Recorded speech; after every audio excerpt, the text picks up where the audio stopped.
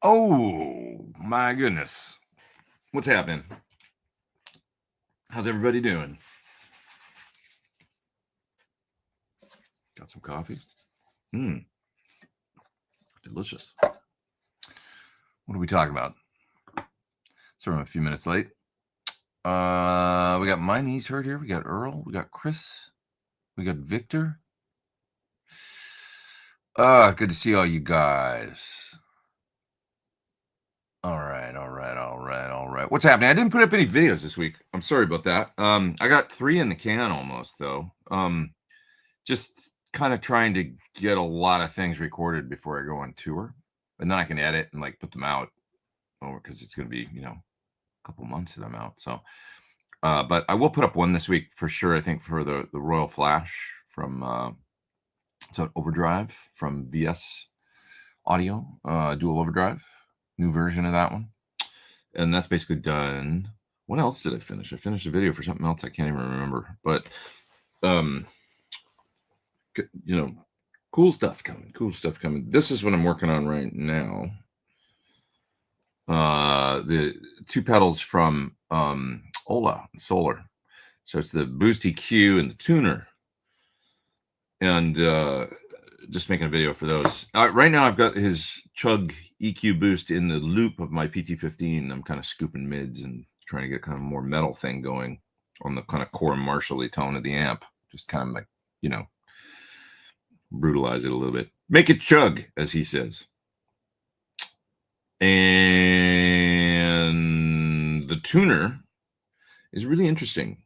It's a good tuner as a tuner, works great, but it's also got a boost in it. You can kind of boost, and I don't know if I got to read the manual actually to find out, but there's a switch on it that says off 700, I think it's 720 hertz. My eyes are so bad, and 1K. And I think what it does is it kind of like does a sort of filtering thing. I don't know if it's just lopping off low end or if it's actually accentuating those mid-range frequencies that I just mentioned when you flip the switch into those positions to boost. Basically what it does is kind of does that targeted metal tight thing where it just, if your sound is at all mushy or not tight, it just makes it like slice. And so it's interesting. It's not just a tuner, folks. You know what I'm saying? Milt says, happy Sunday, everyone. And I agree. I hope y'all have a fantastic Sunday. I concur, I should say. Happy Sunday, everyone. Do I have any additional amp captures for ToneX besides the CERT? Oh, yeah, we can talk about that ToneX package that came out this week. Besides the CERT PT100, have you heard? I don't have a CERT PT100 collection, but the ToneX EVH, a little brown sound collection, I do have it, and I tried it this week. It's amazeballs, actually. It's fantastic sounding. I mean, like really, really, really, really, really, really good sounding. Lots of great ones in there. You won't like them all, but there's like many that you will. And it's like, ooh, that's a good one. Ooh, that's a good one. And it's kind of like supposed to nail the tones of the first 2 albums. Man, does it ever sound good. Honestly, they're great. Marshall in a box, kind of literally in the box. Sounds. The only thing I wish they'd included was some direct amp captures. They've all got cabs and mics as a part of the thing, which is great for a lot of what people do. But it'd also be nice just to have some of their, that amp in a direct amp capture, so you can then run it into a power amp and cab and have some fun that way. But for what it is, man, I mean, it's like crazy. Just add some effects, and it's like, well, that sounds pretty great for that sound. So. Yeah. They really, they did it upright. They did the right amp, right settings, and they picked the right guy to do it with. Obviously, somebody that's like super nerdy about it, maybe even more than me, nerdy about it. And he really got inside it and did a great job. So, yeah, fantastic. Braxall says, ever since I got the Pete Thorn D tuner guitar, my other guitars are lonely. I'm glad that you love it. I am. I love it too. I do. I'll have my red one out on the road in a couple weeks. Let's see what else we got in the chat here. Steven, I'll grab that super chat up there in just a second. Steven says, I've been playing my 2006 SLO more since the loops modified with gain around 4, master around 6, and tube screamer. It's amazing how Marshall-esque it sounds. Yeah, I mean, they're not like that different in many respects to a Marshall, you know. There's some, you know, obviously gain stages and circuit differences and stuff, but it's the amp it's closest to, I think. You can actually make the crunch channel really JCM 800 if you want to, like very easily. Delicious coconut yogurt from Noosa. Yeah. So, which has actually been done to mine that's down there. You can't see it because the thing's blocking it, but Friedman does a little thing to them that where you can make the you know, the channel 1 like much more JCM 800 but kind of optimized. It sounds really good, actually. Very good. I very much like it, actually, for that sound.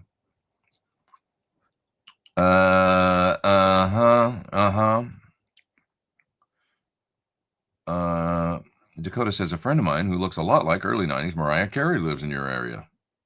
That's cool. That's cool.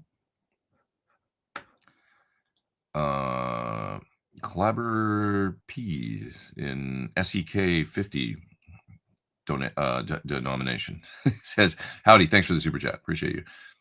Howdy, King Pete. Yo, I'm king of silliness, maybe. How often do you use the drive from the amp's drive channel only, using no drive pedals, either when recording or playing live? Like most of the time. I'm probably on, like, you know, say I do a classic rock show gig, I'm probably on channel 2 of the amplifier, like 65% of the time or something. So, which is just the kind of, you know, the optimized Marshall sound, man. I say optimized Marshall because I just, you know, everybody's got their own thing. Is it tight enough? Is it enough gain? Is it too much gain? Is it too tight? Is it too loose? I got the Van Halen new captures for ToneX, but I need time to mess with it right off the bat. They do not sound good. I think they sound great right off the bat. But, I mean, that's kind of what I'm very, very, very, very familiar with that sound and with how that sound sounds through studio monitors. You know what I mean? Like a mic'd up cabinet. If I'm setting up the Van Halen sound or whatever, you know, SL60A, set the amp the way it's supposed to be, which isn't hard because you just put everything on 10 and certain switch combo and all that. Into the cab, place the mics a certain way, do the whole thing, dial it up, pull up the mics, play. That's kind of what it sounds like is the, you know, so you feel that it's maybe not good. That's really kind of what it sounds like. Not all the, you know, it's obviously they did 2 different cabinets. There's a one with greenbacks, excuse me, and then one with JBLs and greenbacks mixed. So I want to actually ask him, like, or find out, like, how did you mic it? Like, that's what I'm really curious about. Like, what? It's just 57s, I think, but what was the positioning and how did you settle on what you settled on? You know, yeah, just curious. But what was I gonna say? But that's the way that it sounds. You know, that raw sound, and then you kind of add the reverb and the you know, the appropriate effects and stuff. You know, maybe a little echo. It's all there, you know. I mean, we've all heard the core. Probably most of you, if you're Van Halen nuts, you've heard the ISO'd guitar recordings, right?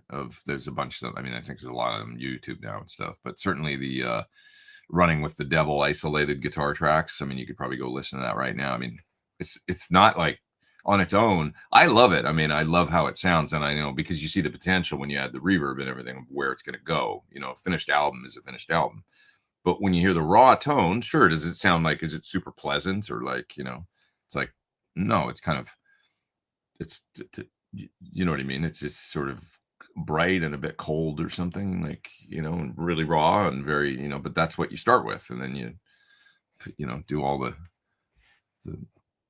this little thing, and, you know, it's like making hamburgers or something, man. Everybody's got their different recipe, and you just like need to add a little bit of this and a little bit of this, a little bit of this to the raw ground beef. You know, but the beef by itself doesn't, I don't know, maybe not that exciting, but a little bit of, you know, or steak, right? Steak by itself, maybe not so exciting, but if it's cooked right, just right, and then a little bit of this and a little bit of the peppercorn sauce or whatever, or whatever it is, pepper sauce, or a little bit of the garlic butter, just a little. Ooh, now we're getting somewhere. How's that EVH? Ernie Ball Music Man EVH doing great. I think you can see the edge of it up there behind me. Pete just bought a Pete Thorn standard. It's been great, perfect for songs my band plays. Awesome.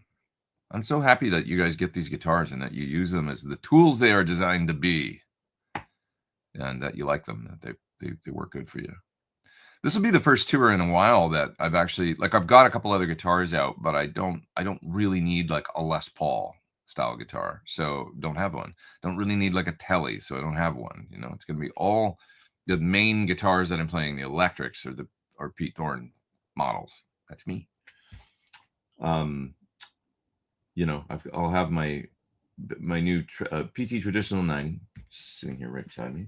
I'll have a HSS standard version, and I'll have the Floyded version, the custom, PT custom.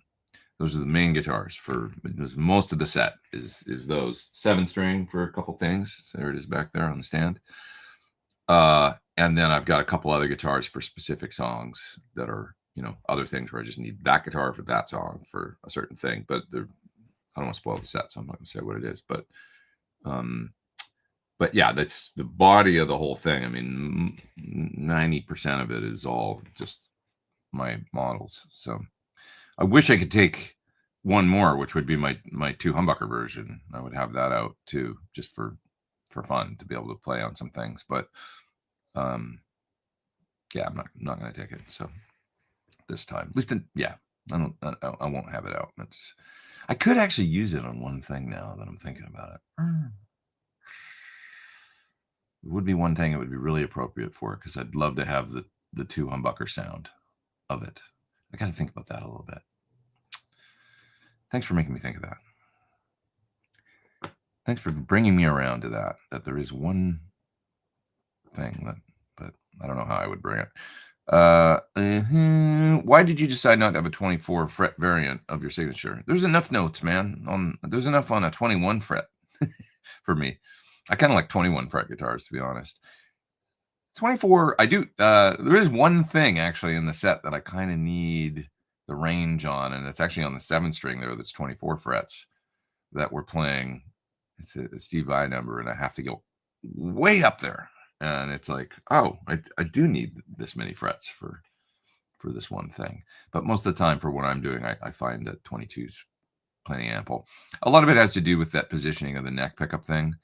I put out a post about this a long time ago, and some people think I was nuts, or like that it's bullshit or whatever. But the position of the neck pickup on a 21 or 22 fret guitar is generally sort of very close to that node, the octave node, right, where you can hit a harmonic, right? So let's take a look here, see if we can make that happen. So like up here,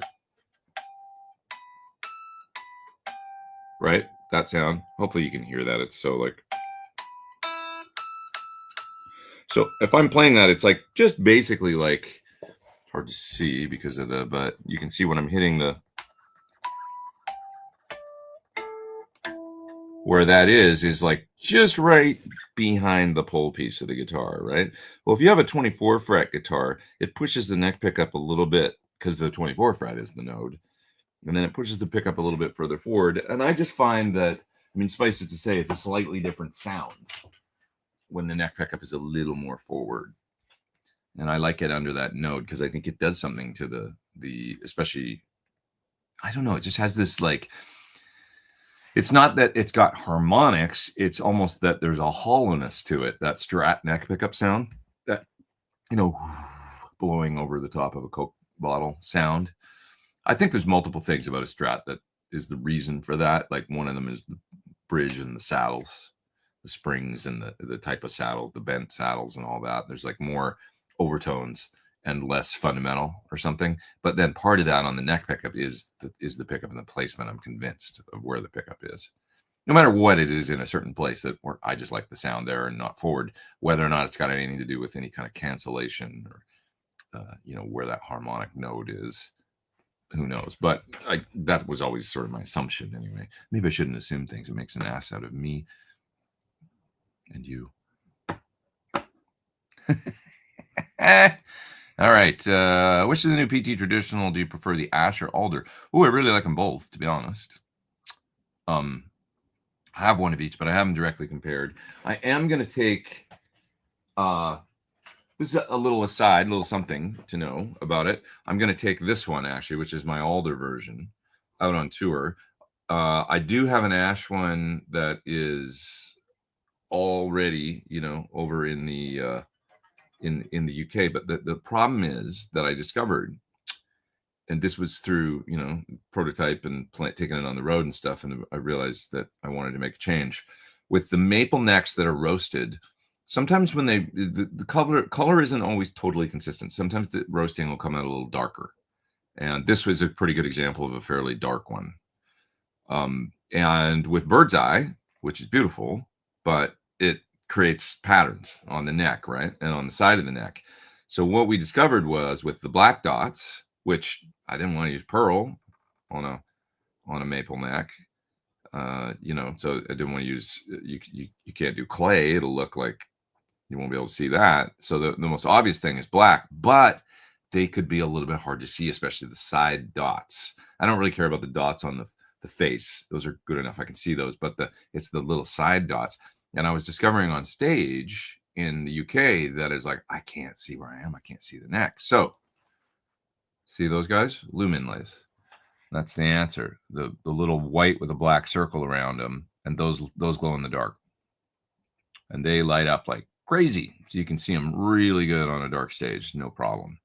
So my one in the UK is same neck, but just black dots. So I'm going to have to get it back at some point, bring it over. And, and it's with Joe and Steve's music, there's a few tunes where I'd love to play this guitar, and it's like, but I can't risk, I don't know how dark the stage will be or any of that kind of stuff. And I can't risk not knowing where I am on the neck because there's a lot of moving around going on. So, so this one will be the one that I'm taking for that reason. And then all production models of this guitar are coming with the loom inlays. That's something that we switched to for, so they'll all have those. Now, I really recommend these if you ever, doing a custom neck or something like that, and you want to get there, especially if you do bird's eye. These are things you learn. I wouldn't have thought, roasted, of course, black, it's going to be fine. It's like, it's not. And on a certain roasted maple, if it's a much lighter, like, and not bird's eye, if it's more plain, this neck is a similar color, but maybe a little lighter, right? But you can tell by the, just because it's not roasted, it's not bird's eye, roasted, but not bird's eye. Actually, a black dot on this with maple probably be just fine. I'd be able to see it, but that's this is also, roasted maple. And this is roasted maple. Significantly darker, and that figuring with black dots, I was just like, I can't tell if that's bird's eye or a dot, a little bit. So you learn by living, you live and learn, that kind of thing. Yep. But that guitar sounds great. The alder one, and then the ash one I love too. I'll have to side by side them and see if there's a tone wood difference. Once I get them beside one another. Delicious. What else are we talking about here? You have given the best and worst earworm ever with those Boss EVH delay pedal tracks. Oh, thanks. Appreciate that. Thank you. Are you talking about the extra ones that are on the actual Boss official video? Because there's the one that I did in the video, my video, where I made a demo of that song. But then there's two more tracks actually that I wrote in the style of EVH. Tried to do my best. and they're on the official Boss video where Yoshi's talking and stuff like that. Yeah, the designer. What else we got here? Let's see. I should release them, just for fun. Just put them on YouTube or something. Oh, the Jackson. Yeah. So you're talking about the Barry guitar. We have this Barry guitar that Dave Friedman and I sort of share. That we got. I got it here because occasionally, I think I use it in one video, and it's really cool. It's just a low tune, instead of 7-string was my thinking at the time. It'd be nice to have a guitar around. And Dave was like, who I see all the time, and in his shop and everything like that. And so he was like, why don't we get one, and then we can kind of trade it back and forth if we need to use it, because he wanted one for like voicing certain amps and things, to have a low tuned thing when people are into that super, metal heavier strings thing to kind of just have around. I was like, all right. So we actually hit up our friend at Jackson, and we got a hold of one. So we have this Barry that we can share for things. And it's really cool. Dave probably is at this point getting more use out of it because I actually got the 7-string. So now I have a Sir 7-string, and I love that thing. I'm using it actually in the Ola video for the Solar, I should say, Solar video for the Chug products. And I played it recently in another video, and it's fun to play, and it does a similar thing, I guess. So anyway, there you go. But I'm sure I'll use the Barry again. Part of me when I was learning music for upcoming tour and stuff like that, and I was like, oh, I'm gonna need a 7-string. There was a part of me that was like, could I just use that? Like, is there a way that I could just play a Barry 6 and not go full? But actually, no, it's not like that, because there's enough range in the music where you actually need the notes. You need the whole thing, the 7. So I quickly figured that out. But yeah, that concert from Buenos Aires, you played with Cornell. Wow, that was amazing. On Slaves and Bulldozers, when Chris had that moment. I'll tell you something about that. Was I out on the riser? Oh no, that might have been in the song Be Yourself. I was using a wireless at the time that I knew was cutting out on the ramp, that if I went too far, there was a good chance I was going to lose signal. And I felt so like, we get around it. I'm just like, well, I just won't go all the way to the end of the, not the riser, sorry, the catwalk thing that goes out on that show in the middle to walk out in the crowd. And so there's a couple moments where like we're walking out, and I've got it on my mind, like my shit's going to cut out. I know it. And I'm like soloing, and I'm like, I can't go any further. So I would stop in the middle of the riser or in the middle of the catwalk. And you'll see Chris walking with me, like he's probably got his arm around my shoulder or something. We're walking out together, and then I kind of stop cold, and I just stop in the middle, because I'm like, I know I can't go any further or it's going to cut out. And it didn't. So luckily it was probably the right decision, but he was probably like, why are you stopping? I want to go all the way out there. And I just knew I couldn't. So and then I forgot about it. And after that, and I never brought it up, but he was probably like, why did you do that? But anyways, yeah, we had that was the end of a year of magical touring. We did so many gigs by that point, from April through, that was like November, I think. So we'd been gigging as a band from April solid through like November, with very little time off. So we'd really become a band by that point, and we gelled and become friends, and everybody was getting along great. And it was like, if you watch that Buenos Aires show, it was nicely pro shot and everything, and mixed pretty good. And there's a good vibe there. It was a great feeling, that moment in time. And then that whole tour in South America, and the next couple shows, I remember the last one was Mexico City, and that was really fun too. It was like not a big place, maybe a 1,500 or 2,000 capacity club in Mexico City that we played, and I've got great photos from that night. So I'll show you one, but like just because this is a cool. Outside the venue, they had in Mexico City, they had better merch than we had, all bootleg merch, So I went out there, and I still have a coffee mug I bought from there that says Chris Cornell Carry On, because it was the Carry On tour.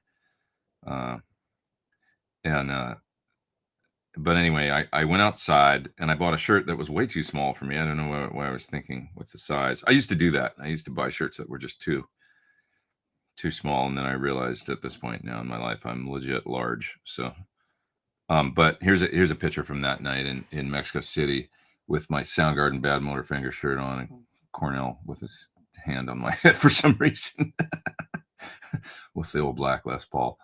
So I love that photo. Yeah, it's just, great memories of this tour. Here's another picture from that tour. That was Chile. And at the end of the show, we all have our shirts off because it was about 120 degrees in this place that looked like an airplane hangar full of 10,000 people. Everybody's going nuts. And that was, I kind of want to get that picture framed. And, I love that photo. There's another with the Bad Motorfinger shirt that I bought for $5. That was way too small, but served the purpose. Pretty cool, right? Love that stuff. So anyway, we had a photographer out on that tour, and he was great. This guy Sean, and I'm so happy that we've got great pictures of that tour. I've often looked at those every so often, and it's so nice that he documented it. So thanks, Sean, for taking great pictures. What else we got here? Arthur says he's hoping to grab your new model guitar, SS90. It'll be partners in crime with my Gibson with the same layout. Cool, man.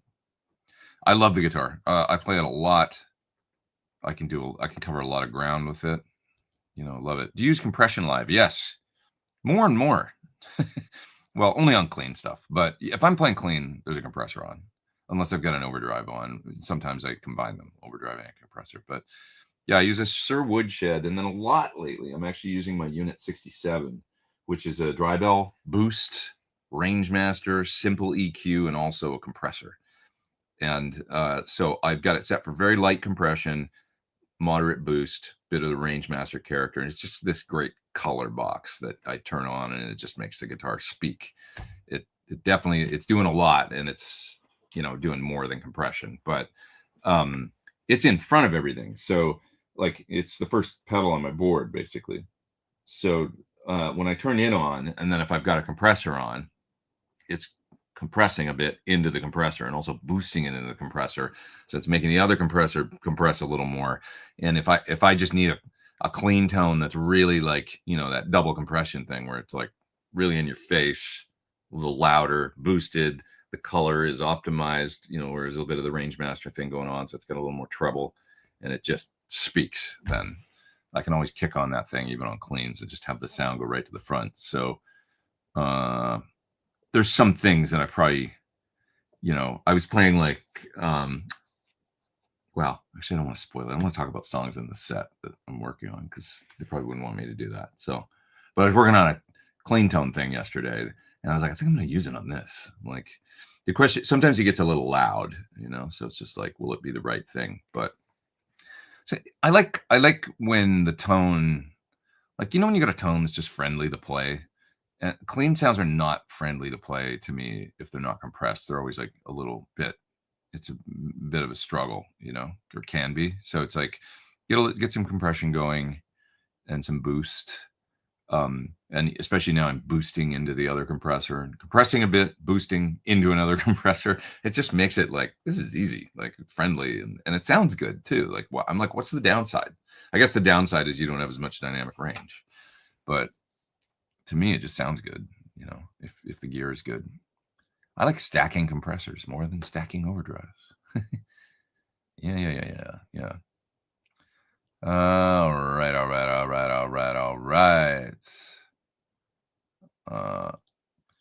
What breakthrough, if any, did you have when you were an intermediate guitarist that made you become an awesome player? Well, I'm still learning, man, but I like everybody out there. But the turning point for me was probably when I was about 16 or 17. And I played in bands a lot then. Like I was always in a band in Edmonton growing up. And playing in a band will sort of push you to listen to other musicians for sure, to have good time because you're playing with drummers. So you got to focus on your time.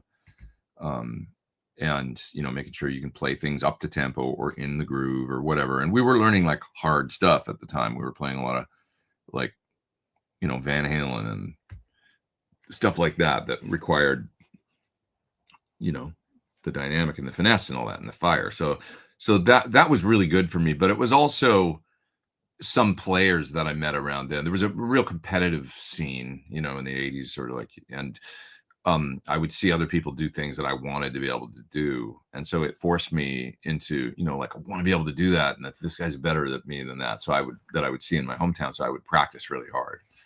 And then the videos came out around then. So it's like Paul Gilbert, Steve Morse, Vinnie Moore, all these great instructional videos.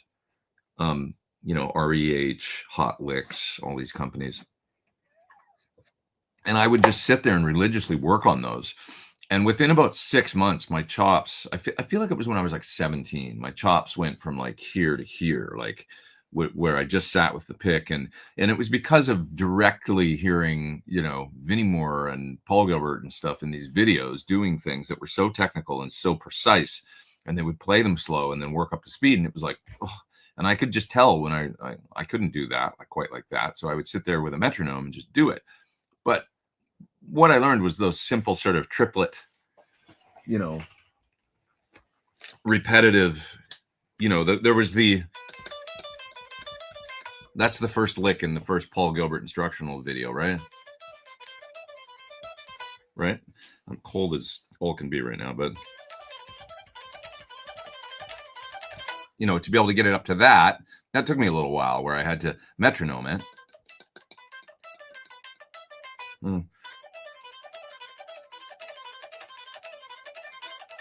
Right? To get it up to be able to do that. And I could probably play it faster when I was 17. I can play it faster now if I'm warmed up too. But little things like that. And he was talking about the crossing of the pick, you know, how because you're playing 3 notes in alternate picking. So down, up, when you go to the first string for that E note on that lick. And it was that crossing the you know, crossing to the next string thing that was always somewhat difficult. And just had to work on that and try and get it and really just metronoming it was the way. And then also when he expanded that lick, you know, the 3 note per string, he did this thing. Well, I guess it's not the same lick, but he would go right, that thing, 3 notes per string, and you'd get that. And then he would move it down to the next pair of strings. Right? Oh, God, I suck right now. Right? All the way up and down that little pattern. And then the bottom strings.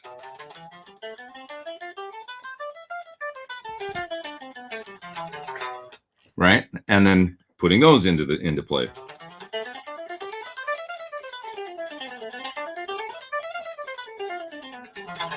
Right? And then getting that and sitting there and doing that with a metronome, turning it around, going up, ascending, descending, ascending, descending with the metronome, doing that. Even to this day, if I sit and work on that stuff, it really helps to kind of get my hands synced, like the pick synced with my left hand, you know?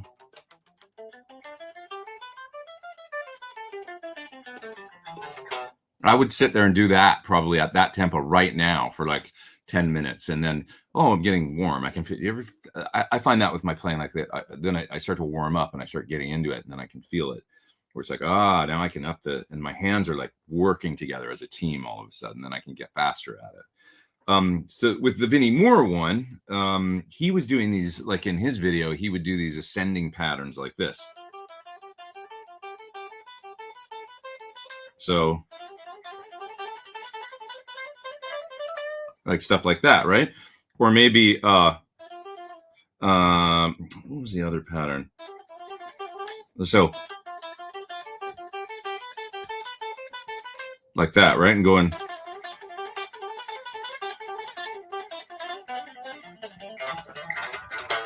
stuff like that, right? So I would just sit and metronome that stuff when I was 16 or 17, you know, metronome. I was like a trained monkey or something, sitting there like doing that stuff for just hours in my bedroom. And it didn't take very long. It just took paying attention to the cleanliness of it and really being honest about, is it clean? Like, is it, am I just had to sit there, and I was always aware too that if I minimized my motion, didn't lift my fingers way off the neck and stuff, if it wasn't, if I could keep the pick movement very tight and small, and then my fingers close to the fingerboard with the stretch and everything, that I would then be able to execute things like that easier. Because, well, if you lift your fingers way up, it takes more time to put them back down, right? So I would always sit there and think about that stuff. Minimal motion, lighten up, the faster I would go, try and loosen up more and play less hard, and just be like very, very minimal. If you watch Yngwie when he plays, he's very like efficient, in his playing. So I always just found that very interesting, So, and I guess, I was just into that. It's almost like the sports of it or something, like the maximizing your physical motions. It's like there's a little bit of like sports involved in it. Not very musical, right? It's not like I'm not thinking about melody and stuff when I'm doing that, So I made that progress, like technically, where it was like, oh, I can, like, by the time I was like 18 or something, I was like pretty blazing, like speed and stuff. Not quite at the level. I could never quite get it to where like guys like Paul Gilbert and stuff were, and I remember when I went to MI, like Bruce Boulez was there, and he was like a disciple of Paul. And I remember him talking about it, going like, yeah, Paul's like, he's just got these hands that are made for playing guitar. And it's like, he's like, when you hear him play a guitar on amplified in the practice rooms at GIT, remember Bruce saying this, he'd be like, you can hear his fingers hit the neck. Bam, bam, bam. Like his fingers were just like full of strength. And, he's got really long, fingers and stuff. And he's just like, he's got hands just like optimized for playing crazy shit on the guitar. So, but that's an excuse. It's like we can all get at least pretty close, I think, with the right dedication and practice and whatever, So you just have to kind of be honest with yourself and work on the right things, and then you can get it there. So, but anyways, maybe Rick, I don't know, maybe like some cool videos. I mean, and it doesn't have to be like that's the shreddy stuff. I really enjoyed the Steve Morse videos because they would be technical things like that, but they were so musical. Like his I can't remember what it was called. Power Lines, I think, was his video that he did. It's all on YouTube now. It's all been uploaded. And some of the stuff in there, like he taught too many notes. Like, whoa, it's challenging as hell. But it's so musical at the same time. And, the arpeggios, and it's, sitting there working on that stuff. I still to this day, bust out some stuff back then, like to, if I need to work on chops, it's that. And, I really want to up my game and sink my hands. That Steve Morse stuff is like second to none. So, but I also enjoyed, like instructional videos and books by like Albert Lee, and like I could never really play country, but like I got a few licks down and I got a bit of that. He was so amazing, and and here he was playing like totally clean and stuff, basically on a Telly or a Zerny Ball and Music Man, and just absolutely blew my mind, that kind of stuff too. So, and I remember like the Helicasters and, getting tab books and learning stuff like that. And I was into that. I was never really like, I didn't want to play in a band like that or be that guitar player, but I wanted to get some of those licks down and have a bit of that facility. So yeah, definitely appreciate it, no comment there, says Campus Reno. Just wanted to pay for your coffee. Oh, you're too kind. Thank you. Thank you. Thank you. Thank you. Thanks for being here and stuff. All right, what else you guys talking about? Let's see. Have you ever had to change your preferred tone to fit around? Have I had to change my preferred tone? Oh, sort of, but not like anything they asked me to do or anything. It's just me. I was like, I've got an amp that I'm using that's very, very close to stock PT100, but it's a little bit different because I had John just do a couple things to it, because I said, I think I need a bit more clean actually in my overdrive for a couple things, so like a bit less gain. So I had him dial in one for me that it's almost like, once again, like almost like optimized JCM 800, there's certain rhythm, like if you listen to, for instance, like you listen to Surfing with the Alien, some of the rhythm guitar stuff.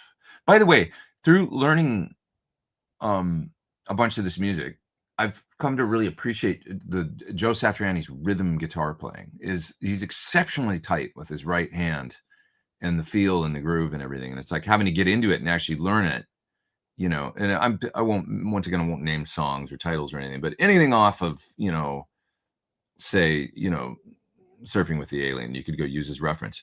I'm just talking about, you know, basic rhythm stuff, eighth notes and stuff like that, but he's so good at it. And I have a real appreciation for that stuff, for the simplicity in the rhythm playing and how it's relentless. Like, it's just like the groove and the relentlessness and the tightness is so cool, you know, in his rhythm playing.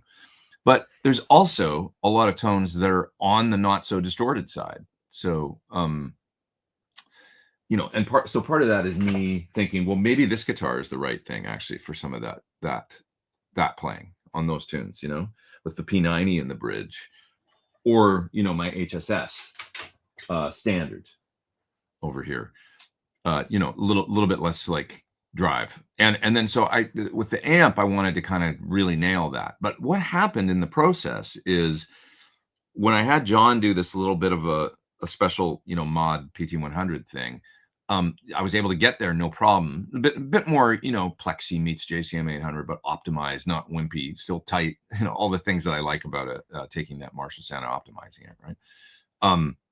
Was that then I could use the boost like really effectively, because you know the PT100's got a boost in it, of course, and it's great no matter what. And this isn't markedly different than, you know, the totally bone stock version, but what I learned was that it's like, oh, now I can have this range of gain across the two overdrive channels, like a little less gain on channel 2 if I want. So if I've got the, you know, the gain on the channel up around 6 or 6.5, that's a great rhythm sound for the stuff that on my amp that I'm using, that for, like, you know what I'm talking about, this rhythm sound that's not too distorted, you know, that's just punchy and still really articulate, not too gainy.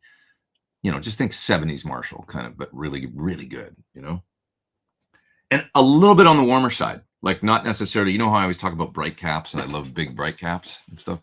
Not that, like not the big 4700 picofarad bright cap thing, because that just is a one-way ticket to aggression. It's a great sound, you know, but I was thinking like a little warmer, a little more, you know, on that side of things. So anyways, now I've got that. And then when I hit it, I found with the boost, you know, the channel boost on the amplifier, it's like amazing high gain now, because now I'm stacking that gain stage into, which is a FET boost, a MOSFET boost that's in the PT100 in front of the whole amp. Not really worlds apart from like a Jose Marshall or something. It's just we're doing it with a MOSFET, you know, that's running at like high voltage in the amplifier. And it's such a good sound. Like, and I used that. So anyway, I took this amp out and I used it on the Classic Rock Show tour earlier this year, and I just loved it. It was like, this amp is great, man. So that's the same amp that I'm using for, but the design of the amplifier came about when I had started talking to Joe and Steve about the potential for this project and stuff. And John did one up for me. I was like, I think I need something like this, a little, for these sounds. But that was just me listening and going, what would be the right thing? Now, could I do it with the way the amp comes stock? Absolutely, you know, and just be setting it up a little bit differently and stuff. But I just feel like it's really optimized for the gig now. So that's that answer. I'm doing another thing that I'm just experimenting with, and we'll see. I think it's great, but I'm doing a thing like the John Petrucci thing as well, where I'm doing a split stereo rhythm thing. So I'm using a delay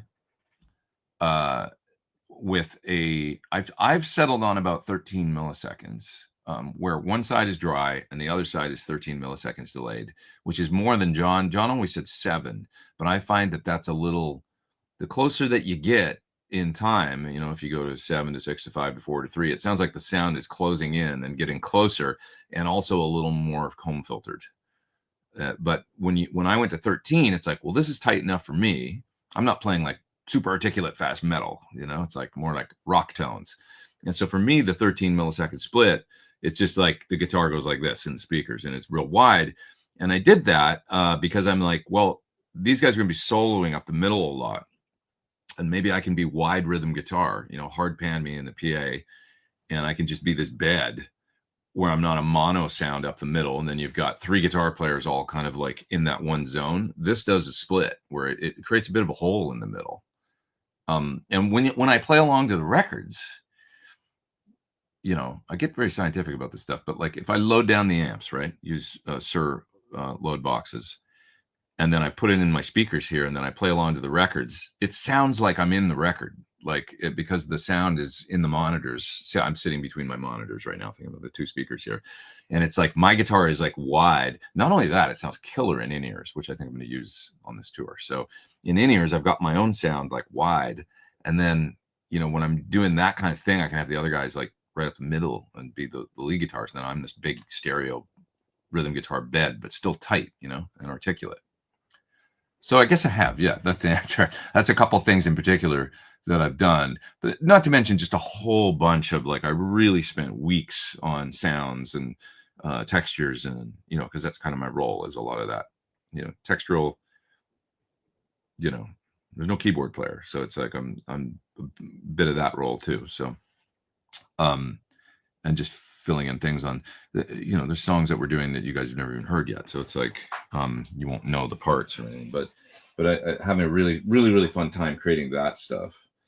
And on some things downright synthy, you know, where it's like, I've used the quad cortex to do like straight up stuff that sounds like, you know, synths. So there's a little bit of that thrown in there. So it's all over the map, but definitely it's been a challenge and really fun to get into the sounds. We did some rehearsing a while back, and then the guys went out. Steve's doing the Beat tour right now, and Joe's doing the residency in Vegas with Sammy. And so I've been doing some other things as well, focusing on other things. Recently, though, about a week ago, I started coming back to the tunes because it's getting time to go and actually do this. So getting back into it and playing through it again. I made some adjustments. I made a couple new sounds, and I revisited what I'd done. And the core of it is that I'm like, this is, wow, you really did a lot of work on this, and it's cool. Like, this is going to be great, because I hadn't thought about it for a few weeks. And getting back into the sounds, I'm like, ooh, that sounds cool, you know, because now I get a bit removed from it for a month or something, and then you come back and you're like, good work. So it feels good. So I'm so looking forward to actually playing this music for you guys, and yeah, just my take on it and stuff, you know. You know, gonna be really fun. So excited about it.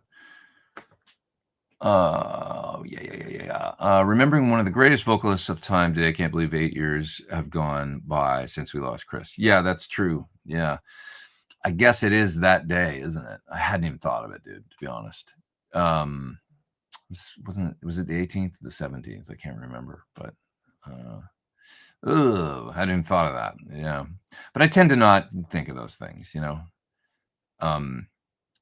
No, there's nothing wrong with bringing up. A lot of people do that, actually. They'll you know, kind of commemorate. Oh, today we lost, you know, so and so. But I'm always like, well, let's talk about their birthday instead. I don't, you know, my family does it with, you know, the day that, you know, my mother passed away or different things like that, and they you know, they want to kind of, and you know, I honor that. I mean, people have different ways of mourning and of respecting people who have passed on and things like that. And who am I to say, you know? This is not something that I actually do that much personally. I don't know. You know, I sort of just think about them in a different way, I guess. Because it is always such a sad day. So you're like, kind of, it takes you right back to that thing, doesn't it? You know, it feels like forever, to be honest. Like, since that day, I don't know why. It feels like a lifetime. It feels like 10 years to me. I don't know. It's just a lot of stuff has happened in the last 8 years, I guess. So, you know, just feels like I aged a lifetime or something since then. But anyway, Jim G put out a video yesterday called Creation of the IK Multimedia Brown Sound 78-79 collection, where he explains the cabs and mics along with everything else. Oh, cool. Well, yeah, I learned things here, so I'll go watch that video later. I got a ton of stuff to do, but I can put in 20 minutes to check it out. Learn a few things. Are you playing the sitar guitar part for the love of God? For the love of God. Well, I don't want to spoil anything, but, you know, if I was to do that, if we were to do that, that would be what I would be doing. I'll say that. Yeah, yeah. All right, what else we got here? Seems like the crazy, bright, sizzly, crang Marshall sound breaks through the tape compression of preamps and sit in the mix in a certain way. I agree. I think my Soldano sounds like an already recorded Marshall. Ah! I always just say that about my Bogner, you know, that it sounds like an amp that's been recorded when it's coming out of the speakers. Nice sound to sit and play, but I learned that one on my first record that I had an Ecstasy head back then. Great amp, one of the first 3-channel, you know, it's a classic at this point. Ecstasy classic.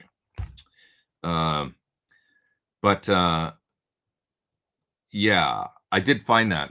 The other guitar player in the band I was in, who I learned so much from, he was like a mentor of mine, Frank. He had a 67 Marshall Super Lead, really early, like lead spec, basically, 100 water. That was absolutely ferocious, as you can imagine, and was like riding this wild horse, like turning. It was so like I'd never heard. I was like, oh my god, like that is so loud. Like how do you, you know? But then I realized, like, oh, this is how Eddie did it, and this is how Jimmy did it, you know. And when you would record it, you distill it down through mics and preamps and everything, like you're saying, 100%. You've nailed it. That crazy sound and everything just translated onto tape at the time. You know, we recorded on 24 track in such a beautiful way, you know, add a pedal or a fuzz or something maybe, and then feeding back, and, you know, the sound of the solos and everything was like a big part of that. If I couldn't really do that with that, the Bogner amp didn't have that. It was more tame in the top end and more gain stages, and you know, it just didn't have that same sound and that same wild quality. That kind of when you distill it down into a mix and make it sit, it's like really cool, you know. So but yeah, there's no free lunch, I guess, you know. The Sir Andy Wood limited runs are killer looking guitar. I love the colors he did. I love that he had such a vision for the you know, the car colors and the paint. Andy did, for those that don't know, he did these tellies with kind of the carbon fiber looking pick guard, and they're sort of influenced by car colors, like a Lamborghini and a Ferrari, I think, orange and red, and a really, really cool looking. I agree. Yeah, those are my favorite ones that he's done, like his signature models, for sure. Ola Englund said he was very impressed with your help that you did for Sats5. Would like you to come to his studio. I'd love to go to his studio, and I'm a big fan of his, so, you know, and I'm working on this video for his pedals right now here too. So, I mean, I really like his whole, he's, you know, an impressive guy. Like, I think he's a really, really good player. I think he's articulate. I think he's funny. I think he's obviously a really hard worker. I like his vibe with his wife, and, you know, the whole, you know, and when they eat chocolates and stuff together and taste things. He's got that other aspect of his show that he does with her when they sample different things, and you know, it's really cute. And yeah, his whole thing is impressive. You know, everything he does is yeah, I don't know. He's just a cool, you know, modern YouTube person and personality in the same way that I think Rick is, and Paul Davids, and, you know, Mary, and all these people that I've gotten to meet over the years that I really, you know, value having that sort of second side of my, you know, the YouTube side of things is a really interesting bunch of small business owners, basically, is kind of what it is, you know, and just people that love music but kind of work at it in a different way. So, and I'd love to meet Ola and chat. I've met him once, only in passing at a NAMM show, and it was too fast, you know. So I'd love to go to his studio and do something with him for sure. I think that'd be great. I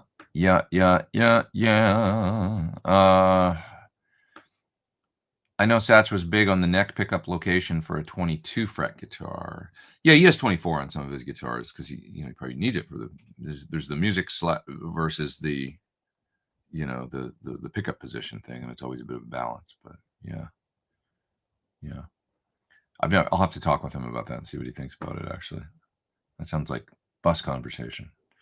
Do you run your Thornbuckers using one of the two coils for a single coil? I do parallel. Well, okay, that's not exactly true. On my double humbucker model, I have the ability to tap the neck pickup. So that'll be the closest to the neck, obviously, because of my thing pickup being under the node thing. So the closest to the neck coil is the one that's on when I tap the double humbucker version of my signature guitar. But the bridge pickup, I like the parallel sound. It's a little more powerful. Still does a stringy, could be substituted for a single coil. Doesn't sound exactly like a single coil, but it's close, yeah, better noise control. Exactly. It stays hum canceling. My guitar for the band Five for Fighting, which I'll be touring with this summer a little bit actually as well. After I get back from Satch Fi tour, I go out a couple weeks after that with Five for Fighting for a little 2-week run. I've got this blue, where the heck is it? Oh, it's not in here. It's in the case. Yeah, anyway, it's a double humbucker signature model that I've talked about it before. And it's a great guitar, and I use that for that band. And I use that parallel sound in that configuration a lot, that band a lot. This guitar has it as well. And so does my custom model, but this one has a has the push-pull for the parallel. So whether or not I'll use that with Joe and Steve, I'm not sure. We'll see. Like that particular sound. Braxall says, I heard from Andy Wood he's going to fill in for you on Classic Rock Show. That is true. Yeah, they've got a corporate, like kind of a private gig that I can't do because I've got to start rehearsals with Joe and Steve. And so Andy's, it's in the States. And so it's like he's, here already. They don't have to, send somebody from England or anything like that. And he just gets a set list and learns it, and he'll be great. So yeah. Steve Morse designs all his guitars, says Josh, with the placement of the neck pickup in a certain place. Same thing you're describing. Brilliant, great tones, that grades. Yeah, it's just that important. We all fell in love with the Hendrix thing, I think, and the whatever the sort of little wing, thing that the neck pickup on a Strat does. And if you move that pickup forward, it just doesn't quite do the same thing. You know what I've become quite a big fan of recently is the middle pickup. The underused sound. Scott Henderson swears that Stevie Ray Vaughan used the middle pickup a lot. I don't know if it's true or not, but I've actually become quite a big fan of the middle pickup, and I'm using it on some things on this tour actually coming up, and it's a really cool sound. It's just kind of that middle ground, you would think, of course, but for some things where you just want the guitar to sit, it's just right. It's interesting. I'm sitting here staring at a middle pickup. I'm sorry I neglected you for so many years and saw you as always useless on your own. Yeah. What else we got here? Moving down in the chat. Luminescent and glowing. That's the inlays on my neck, right? Did you shoot a demo video for your new model guitar? Not officially, actually. It'd probably be something that I should be doing. I just, when the guitar came out, I had Classic Rock Show. And that was also around the time the Satch Fi announcement was happening. There was just like so much going on, and I just, didn't. But you can hear me use the guitar a lot on tour with, like, just on YouTube videos and stuff with Classic Rock Show. I played Jeff Beck on it, like a whole bunch of stuff that I played on it. U2, all kinds of stuff. So you can hear the sounds, but I really, really dig it. Now, I should probably do an official video of some sort at some point. What do I think about the ToneX 78, 79 tones? I think they're great. I think they did a great job on it. Really, really stellar Marshall in a box, literally in the box tones. I think they're very good. Yeah.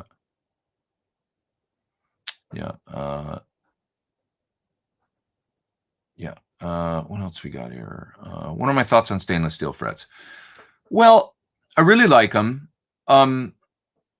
I've become a little more aware recently of their potential for, to be a little buzzy, but not enough to make me move away from them. I'll say that. I really appreciate the Rode, like, the aspect of like never having to get them polished, basically, and that they just stay clean and that they're just easier. And that for a guy like me,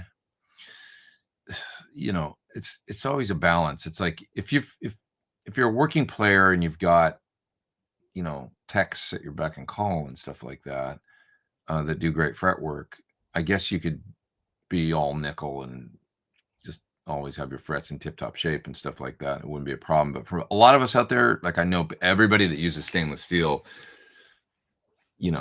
has the same sort of like, oh, I love how shiny they are and they feel so polished all the time. But everybody's also kind of aware of I do think they're a little more zingy, on like a little more of that rattle and stuff. I do.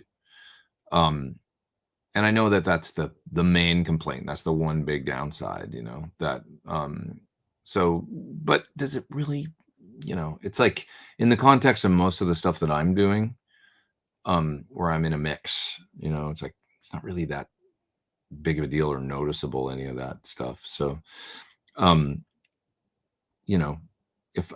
if I'm playing like a hyper compressed clean part that I want to be really pure, it sometimes can affect the decision of the guitar that I might pick for a part like that, to record, live. It's like,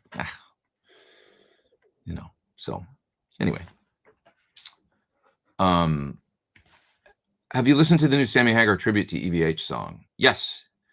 I thought it was really cool. Joe sent it to me well before it came out. And I said, I think it's really good. I love the sentiment and I love where it goes, musically. And he said,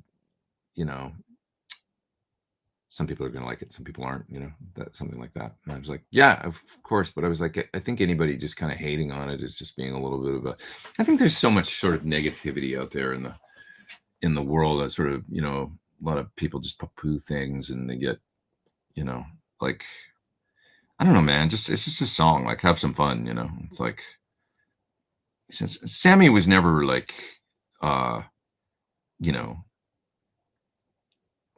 Leonard Cohen or something, you know what I mean? It's just kind of like, that's who he is and you got to love him for who he is, and he has a good time, people that have their head on straight about that era of Van Halen and also about, just Sammy in general, they get it, he's just a fun dude. Just like he wears it all, it's like I've met him before. I've told my stories about, he's exactly what you would expect him to be.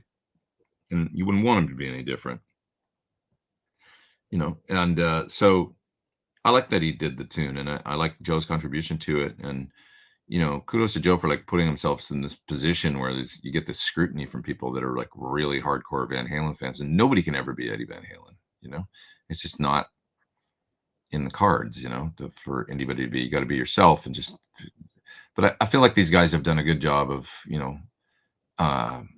honoring the music and going out and doing a great tour. And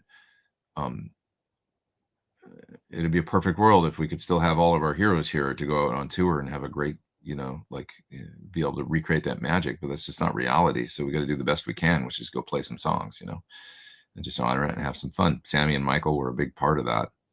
So anybody hear this morning about Zach now not doing the Who? It's like, oh man, this is international major legacy bands getting new drummers month. So Zach's out. Scott Devours, who I know a little bit, is a great drummer, man. And he's been a Roger solo band for a long time. He's going to do the honors, I guess. Do what's supposed to be the final Who tour. We'll see. That can go on for years, as we know. But yeah, I don't know. I just I don't know, man. Zach, has been doing it for a long time. He was the drummer. Somebody said today he's a drummer longer than Keith ever was. like way longer, right? So, you know, Keith did it for what, 15 years or something, and Zach did it for, or not even, right? 13 or something like that, 14. And till he passed away. From the time of the incarnation of the band, I saw Zach play with the Who in 2001. And he was, it's 24 years or something, 25 years he's been doing it. Well, just finish out with the guy, man. Like, what the heck, you know? Or not. I don't know. Whatever. I don't know. I've talked about my feelings about the Who and stuff a couple weeks ago. You know, one of my favorite bands of all time. I just sort of wish it was different, but they don't care what Pete Thorn thinks. They don't care what any of us thinks. They're their own men. They do what they want. Watched Chris Cornell and Chester Bennington sing in Hunger Strike. Great to see you playing, but sad to think those two brilliant voices are no longer with us. Absolutely, nothing to add. Yep, it really is. They should both still be here. My niece says he drives past Chris's statue pretty often downtown Seattle. Yeah, I've never actually seen it. It's been a minute since I've been up to Seattle. Like a long time. Yeah. Yeah.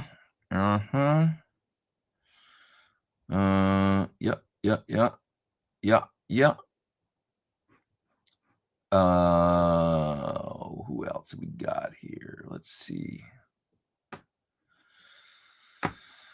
Oh, we've got Lego here from Russia. What's up, man? Thank you, sir. Thanks for being here and saying hello.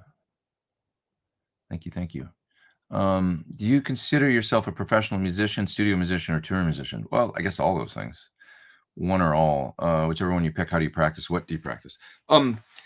I think that it to be actually like, you know, to have a career aside from getting super famous in a band that you're in that has some, you know, number of hits, not one, but 2 or 3, where you can have a career like, you know, 1 is a one-hit wonder. 2, you're doing okay. 3 hits, now you can have a career like the Goo Goo Dolls, right? Probably have like 3 hits, maybe 4.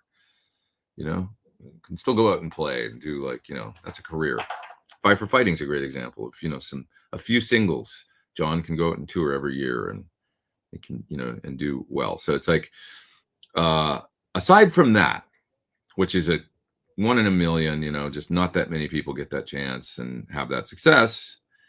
The key to a career in this business is diversity and diversifying yourself across multiple different situations, platforms, you know. So I tour and I make demo videos for pedals, you know, and I also put on my own records and I do guitar clinics and I have some signature guitars and pickups and amps.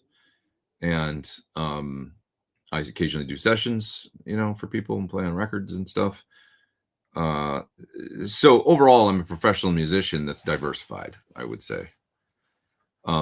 My practice is directly related to my work. So if I'm working on something, it's pretty rare these days that I'm just practicing for fun.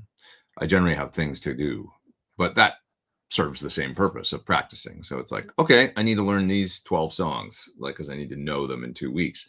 So then I do the same thing I always did, which is get inside solos and, oh, how do you get that? Oh, what's that part? You know, well, that's cool if you finger it like that. And it's the same things that I was doing when I was 13 years old, like learning stuff off records and stuff. So yeah. And then I would say most of the time when I'm working on pedal videos and stuff like that, or amp videos and stuff, a lot of that is writing the music for them, because that kind of became my thing, was always original music in every video. And so I'm sort of practicing, but it's more like I'm being creative, you know. I would say, like, you think I'm making a pedal video, but I've got you all fooled. I'm just writing a little song. I'm having fun writing music. Hopefully that comes across, you know. And that's what I think people like about the videos anyway, is the you know, oh, I got a tone. Oh, that inspired me to come up with something. So that's a different sort of muscle that you're working then. And then touring is, you know, this year, oh my God, it's like a lot. Like, you know, I'll be in Europe half of this year, basically. So by the time the summer's over. So touring is still a big part of what I do, I guess, you know. And that had slowed down a lot. Obviously, it's to a halt during COVID and everything, and then it kind of came roaring back. And it was like kind of working just as much as I ever did. So it started out with me being a guy in bands. That moved into being a touring musician. And from 99 through 2010, 10 years, 11 years, I was a touring musician. That's how I made my money. Also, 2 years in the middle of, definite session guy, like with Linda Perry and stuff, where it was like, oh, I'm actually playing on a bunch of records this year. Alicia Keys and James Blunt and like all these different people that I ended up, Courtney Love and people that I ended up making records with.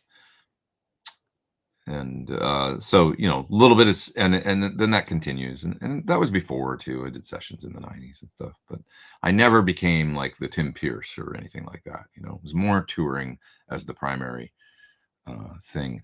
I think in LA, there's less of a delineation. It's like in LA, you kind of do a bunch of different stuff. And there's the main studio guys, kind of like Tim and, obviously back in the day, like Landau and Luke and stuff, they would tour as well and do things. But that's what I mean. There was less of that delineation from Nashville. In Nashville, it's like there's the touring guys and the studio guys. The studio guys don't go on the road, really. Not so much. Maybe that's changed a little bit, when I think of like Uncle Larry, or like, obviously plays with like Ann Wilson stuff and he does studio stuff. He's just so damn good, though, that it's like, But I think a lot of those guys, like, I don't know, did Brent Mason ever tour, Like, I'm sure he did at some point, but like once he became studio, like, legend, did he really go on the road? Not really. Those guys would stay home and make records, like, every day, I think. They'd just be in the studios. And then the touring guys would be out on the road, And there wasn't a lot of crossover there, Now maybe different. Maybe more like people are using the road bands on records and stuff. I think. I don't really know. Hell of a lot of speculating going on, Thorn. This feels that way.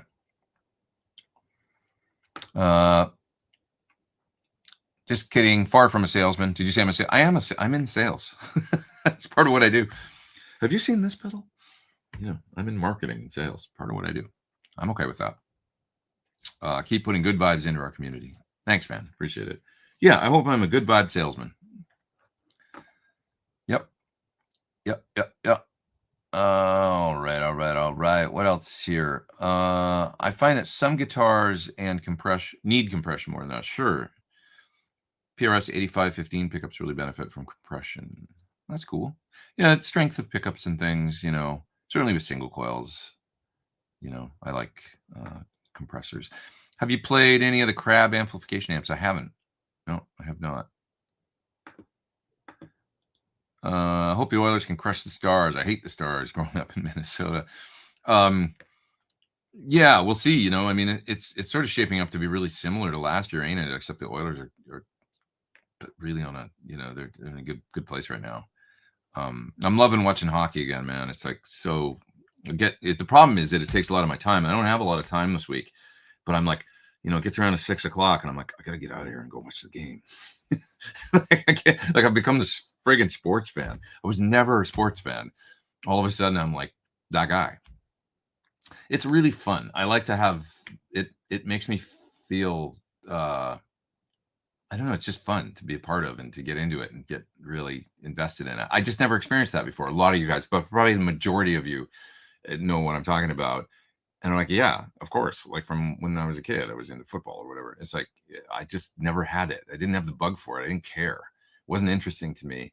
A little bit Oilers growing up because I was there during the dynasty. So it was like, but I was so into guitar and everything that I think about it as like my dad used to go, let's go to the game tonight, and be like, oh, I don't want to, God, I'd kill to go to a hockey game with my dad now, those days are gone. But it's like, I should have gone to every single one, it was the greatest team in the world, and I just like took it for granted. What a dumb kid. But I just didn't have the bug. I've got the bug now. So yeah. What are your thoughts on the Roland Jazz Chorus? A legendary amp, great sound. I mean, like it's a sound, it's a thing. It's a part of guitar history that is undeniable. It's such a cool tone, you know, I think, for sure. Well,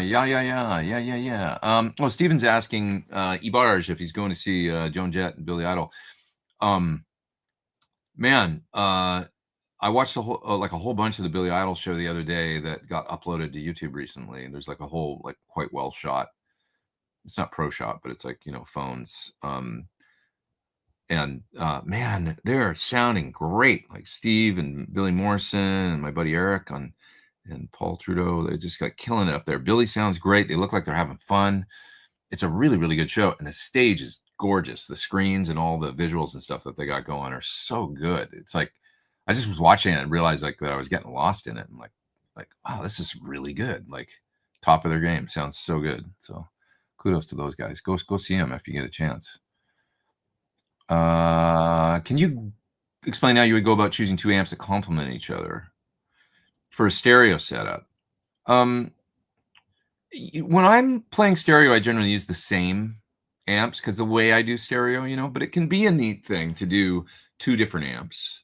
You just got to be okay with that different sound on left and right, you know. But I mean, it's kind of neat to do a clean Vox and clean Fender thing, you know. Like I used to do a deluxe reverb and an AC30 in the studio a lot with Linda Perry, and I would record them both at the same time. Maybe stereo, but also maybe just two amps at once. So I like the way that those two amps kind of complement one another. The Fender Vox thing is neat. But most of the time, if I'm doing stereo, I'm doing the matched, you know, two PT100s into two 412s thing, and I'm using one head and just using as the main tone generator, and the other half just the other side of stereo, you know, not going into the front. But you know, like part of the fun of this is like experimenting and trying different things. Like if you did, you know, a Fender Pro on one side and then a super reverb on the other side, and you ran some pedals and, you know, split with a stereo chorus or something at the end, or maybe like a modulated delay doing the bounce around, probably be pretty cool, you know. Something like maybe, or, you know, God, that new Jack White amp is so cool. I think kind of want one of those. It's like so unique. The other one that is actually stereo in an amp is the Magnatone that's got the built-in vibrato, the 212. Oh man, that amp sounds luscious. If you guys never heard one of those, I know you're talking about two amps, not that. But one of the other the tones that I really loved was always Robbie Blunt on the Robert Plant solo stuff in the early 80s, using two, I think, Princetons with Boss chorus, and those would work great. But most people that do stereo, I don't see a lot of people combining two amps that are different when I think about it. But there's no reason why you couldn't, and why that couldn't be your signature thing, you know. Like I say, something like a Vox and a Fender, just cool. But when you're combining two like that, we're kind of talking about cleaner amps, you know, because you're not going to split and then run. Well, you could, but, you know, splitting into stereo and then running delay or, you know, any kind of stereo imaging sort of effect in front into dirty is going to get really messy. So, you know, that, I guess this is kind of a discussion to clean to edgy amps. So, yeah. What else we got here? Have you ever shimmed a guitar to lower the action? Yeah, I mean, I'll cut an end of a business card off to this day if I feel like this neck. Sir kind of disagrees with me about this, and he's the one I would defer to always. You know, listen to him. But like, there's some times where I just feel like it's a different. Like, I want the angle of the neck to change, and the effect that has on the feel. He's like, it doesn't make any difference. He's like, if it's straight and you drop the bridge, it's the same. And I'm like, but how can that be if you like angle the neck, you know, a little bit, right? If the body's here and now you tilt the neck a little bit, it's got an effect on the but anyways, so I will still shim guitars sometimes. None of my Surs, I don't think, but probably like my EVH Frankenstein, I bet has a shim in it. My Strat probably has a shim, and generally it's a business card. You know, I'll take somebody's business card and, you know, something like a piece of whatever like this, and I'll just chop the end piece about that and put that underneath the, you know, just one of those is always enough to, you know, maybe two at the most. But, and it's like, it's just like, oh, there we go. The strings are a little closer all the way down, kind of from the 12th fret on up. It feels a little more like, right? That's kind of what I like about it. Like that thing that it does to the angle. It's like I'm probably wrong. And John says I'm wrong, you know, but it's like that when the string down here feels good, but up high, I'm like, why does it feel like the action's high up here, but down here it's okay? What if I shim it? And then I've just had the experience where I shim it, angles the neck a little. Now it feels more even all the way down the neck, like more uniform up above the 12th fret. But John might be like, that's impossible. I don't know, but that's just what I've felt. That's my feelings about it. That's my feelings. I watched the new Play My Guitar video you did with the boys. Pretty cool. Looking forward to seeing what videos you can do on the road. Yeah, we'll see. We'll see what comes out for Sunday Lives and stuff. I have no idea, but who knows? You know, it's gonna be fun. I'll figure out something. Yeah. I should probably get a new little camera. Jess Harwood, the singer in one of the singers in CRS, she has this great little DJI Pocket 3. What a great little camera. You know, it's got the gimbal on the end and a great big screen, which is nice. I have the second version of it, and the screen's tiny, and I find it difficult to use. But the one she has is killer. So maybe I'll get one for the road. Yep. Rick Graham is the most efficient rock picker I've ever seen, says Steven. Yeah, Rick Graham's technique across the board is flawless. Yeah, he's a great guy, too. He's a really, really nice dude. And man, does he burn on guitar. Holy hell. Crazy. Yeah. Pete, says Paul, thanks. The mini lessons were very valuable. I find if I can hear it in my head, I can very soon be able to play it, all the triplet stuff. Yeah. Practicing in your head is kind of important, you know, just hearing it, visualizing it, understanding it. Like you can practice in your head, you know, almost don't need the guitar. I learned that from a guy named Arif. That was my he was supposed to be my roommate when I first moved to LA. He was a guitar teacher that taught at he was my roommate for a minute when we moved to LA. I forgot about that. We moved to LA and we shared with another guy from Alaska. That was my first experience going to MI. It was like 3 guys in a 1-bedroom apartment. It's like too many people, but that's what you do when you're 19 and you want to move to LA and pursue guitar. So anyway, Arif was a good guitar player. He'd been to MI, had moved back to Canada and come back to the US. And I have no idea where that guy is now. I wish I knew where he was, but I remember him teaching me, like, you can practice in your head. And I go, what do you mean? Like, well, you don't need to have the guitar in your hands. Just picture the lick, play it, picture your fingers going there. Like you can actually practice in your head. And he was a really smart guy. And I still think about that sometimes. Like just go over it in your brain. Yeah. Oops. I turned off the what? How do you feel about Fishman Fluence pickups? Thinking of trying Tim Henson neck pickup with modern bridge pickup, says Riken Dog. I've got a set in one guitar. I think they're pretty cool. Not the set I would normally go for because they're very they're kind of the hot ones, hot modern whatever, modern bridge pickup. That's what I have, I think. Kind of neutral sounding without like a ton of color, but it does a thing, and they're very quiet. I will say that they've got a real, you know, and that's always been a little bit of an issue around here, noise getting in the pickups, and I think it's good. So they're quiet that way. So, what's the best tab book for the Van Halen stuff, or are they all bad? I don't know, man. It's been a long time since I've studied any tablature books for Van Halen, to be honest. So I have no idea. Yeah, I honestly don't know. Let's bring this up. Stephen Rosen, author of Tone Chaser, is going to be a guest next week. He's going to come on. We're just going to tell some Eddie Van Halen stories and talk about our mutual love for Van Halen. So that's cool, right? I've got a guest finally. It's been a minute since I've had a guest. It'll be my last show before I go away, and who knows what adventures I shall discover. But yeah, so he's going to be on the show next week. I'll put up a watch page probably tomorrow for that. Yeah. Do you think you'll do a video on the new Marshall 1959 modified? They never asked me. Marshall hits me up once in a while. You can see that JTM 45 back there, the little 20 water. They asked me to make that. Why me? I don't know, But then, occasionally they hit me up and ask me to do things, and I just never heard anything about the modified amp. So we'll see. We'll see. Been learning some EVH songs, watching your Brown Sound vids. You can learn so much from EVH. Just got a souped up Marshall CDL 40 or D. What's a CDL 40C? But anyway, cool. Maybe you mean DSL 40. That's awesome. Yeah, man, Eddie. It's never ending quest, right? It's just fun. Fun. Yeah.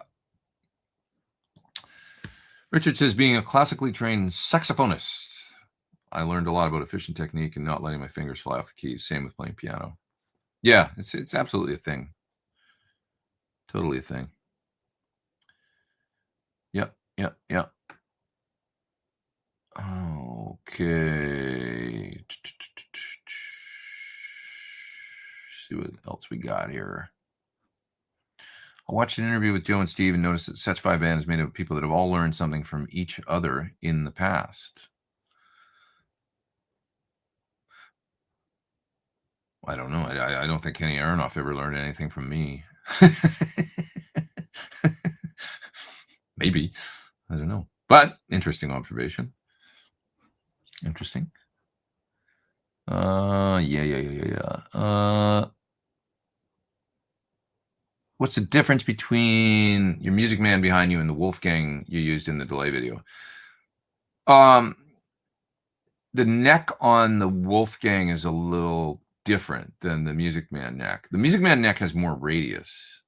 It looks like a 12 straight to me. And I believe the EVH guitar is probably 12 to 16 compound. So that's different.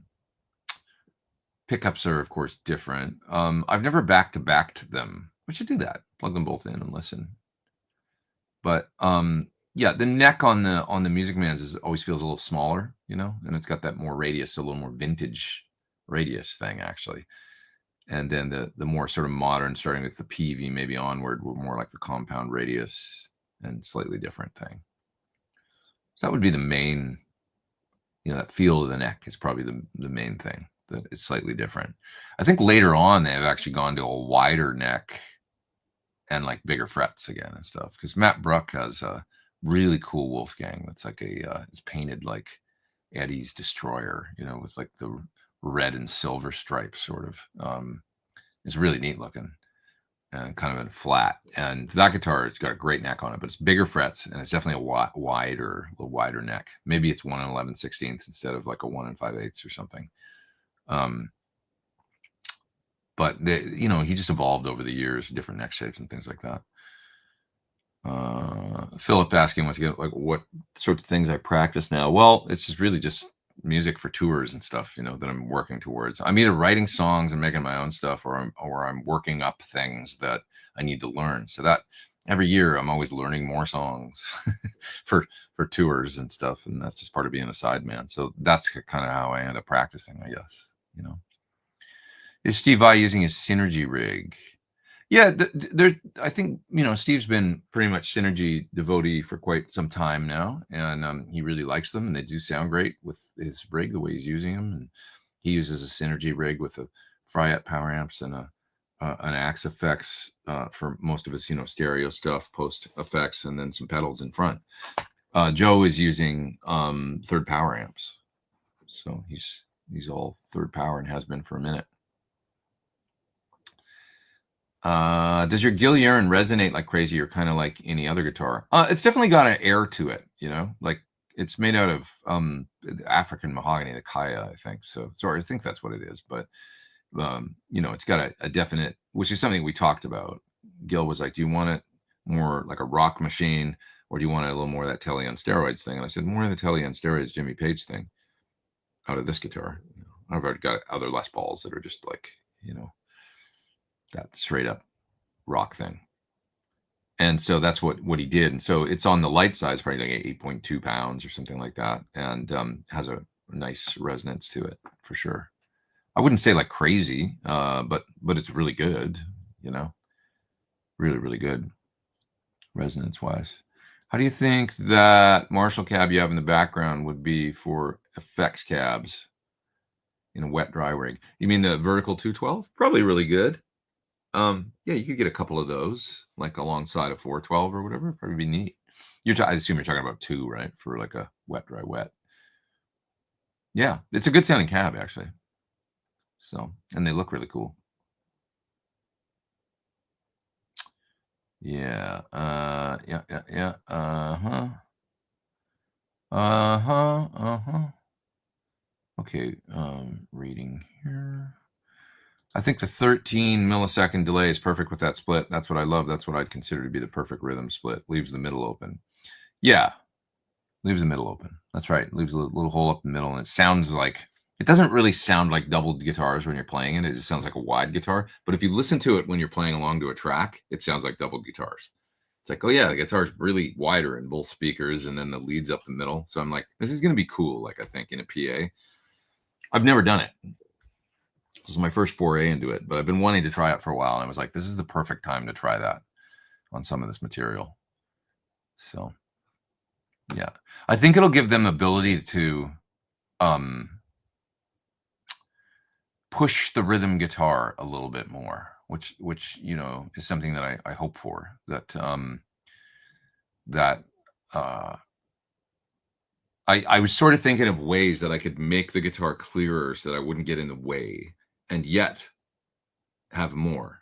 You know, like because sometimes when I hear bands live, like it's like the in a PA it's a different thing than on a recording. You can kind of like do things on recordings where once again, even just double tracked rhythm guitars, hard panned, that then supports for a solo up the middle. But if you're just a mono guitar sound, what do you do with it? In a PA, you kind of got to put it up the middle because it's like you don't want it to one side, all the rhythm, you know, if they're one rhythm guitar and two lead guitar players that are going back and forth and doing things, where do you put that rhythm guitar? Well, it's probably going to be pan center and probably kind of quiet because it's like, yeah, I can't really like what am I supposed to do with this? It's just going to get away of the solos, right? So I was trying to think, you know, about like how can I make this really optimum and kind of recreate what's happening on a lot of these records, because a lot of solo instrumental guitar records, you know, wide panned rhythm guitars, solos up the middle. Perfect time to try this thing and see if it, you know, maybe then they'll feel they can push the rhythm guitar a bit more and have that. Because I love the rhythm guitars on, like, you know, Joe's on, like I say, I mean, I really appreciation for, you know, songs on his first record that it sounds so cool, you know, that like the rhythm guitars on Ice Nine or on, you know, not saying we're playing these songs, but, you know, just like when you listen to the Surfing with the Alien or, you know, the rhythms are, you know, prominent and it's like cool, you know, and they're really tight and they really drive. It's a big part of Joe's early sound and what made him popular was that kind of eighth note, you know, he was playing melodies on top of rock eighth note stuff. You know, it was fairly straightforward, you know, with some interesting twists always in the middle of the songs and stuff. He always had cool bridges and key changes and things happening, just enough things that where it wouldn't, you know, be like complex for complexity's sake. It always did for a reason, you know. I love that about Joe's. He had great instincts as a writer of instrumental music to do fun music that was like, you know, he could do his thing and show his stuff off, you know, and just support it with these great rhythm parts. Anyways, I go on and on and on, digress. But it's I am just hoping that they'll feel that they can make those rhythm guitars like really supportive, you know, bass and rhythm guitar really supportive of those two guys to then be free up the middle to be the lead singers. But powerful rhythm. That's what I want, you know. I want it to be really like, you know, I just hope I don't, you know, all I can do is hope that that's the, you know, the vibe at front of house is like, ah, that's cool. I can goose that. That doesn't get in the way of anything. It just kind of provides a bed, you know, and that's kind of my job. So I'm just trying to do it as best I can. Yeah. What's this? Work from 6 a.m. wiring up one of my Strats HSS with Seymour Duncan Black Winter humbucker. Plugged it in to tap on the pickups and nothing. Oh, sorry to hear that. Wiring guitars is always my I hate soldering. I leave it up to the pros. Flashback to your Ethridge gig rundown or rig rundown. All your sounds are great, but never heard a combination so glorious. Jim Kelly and Sir 100 Watt. Yeah, that was a cool rig, and I did all the effects in front on that tour, and just 2 vintage style amps, and A/B'd them. No stereo on that tour. I was just going for a different thing. I don't know why, but I was just like, you know what? I'm just going to try this. I think it was I'd already gone to a pedal board. So when I started with Melissa, I went through major rig variations with her. I had my full wet, dry, wet, 412 and 2 112s for effects, with a 12 space rack and all this stuff. That's what I started with her with. And I did the first while like that. Then I did a run with her with, God, I used a lot of rigs with her. I must have been crazy back then doing all these sounds. I then went to 2 heads and a pedal board. That was my first, get rid of the rack. Let's go back to a pedal board. Pedal boards are advanced enough. Modern switchers are advanced enough. I can have everything on a board. And so I did my first Musicom Lab switcher pedal board thing. And so that was a PT100 and I think a Friedman BE100 that I had at the time as the second half of stereo, the return, and 2 412s. And a pedal board. Then in 2012, I thought, let's try something else. It was kind of this rootsy record that she did. It was a little more, it was called Falling Up. And I thought, I want to take my 335 on the road and play a little more like vintage style stuff. What about just like SL68? And I'd just gotten the Jim Kelly amp. It had just come out. So I'll use that, can hit it with some pedals for clean, edgy, whatever. I had a King of Tone, I remember, for the first time on my board, and I was like, that sounds cool, into the Kelly. So I used that a lot. And then the SL68 for the rock, the Marshally stuff. Hit it with an overdrive and a little bit of echo for solos and stuff. That was it. At some point through all that, I used an Axe FX into a tube power amp too for some stuff, just because we couldn't carry a lot of gear. So we flew with an Axe FX and did I have a wireless? Maybe wireless in a rack, and that's it. And a power amp. Flew the rack around, rented cabs. It all worked. It all probably sounded exactly the same in the PA. Oh, you were talking about, that's Joe talking about on the, on the Argentina show with Chris Cornell, where he ripped the strings off the neck. Yeah, we used to do that a lot on that guitar. We abused the hell out of that poor guitar. That guitar still takes abuse. Unfortunately, I flew that guitar recently to Vegas, and it suffered a headstock crack. So it's not a full-on break. It was a hairline crack that is where it broke before, because it broke with Cornell. Not out of us ripping the strings off the neck like you would think, but out of a very sort of unexciting fall one day where it just tapped to the ground and the headstock split. But I had it repaired and it's been fine ever since. Well, I flew it to Vegas, and long story, but anyway, I was able to play the show with it, but I could feel the crack in the back of the neck was separating. I was like, that edge is sharper than it was yesterday. So the headstock was just starting to, you know what I mean? But it was still holding on. And I had it tuned up for E flat, actually, for songs on the gig, and it worked.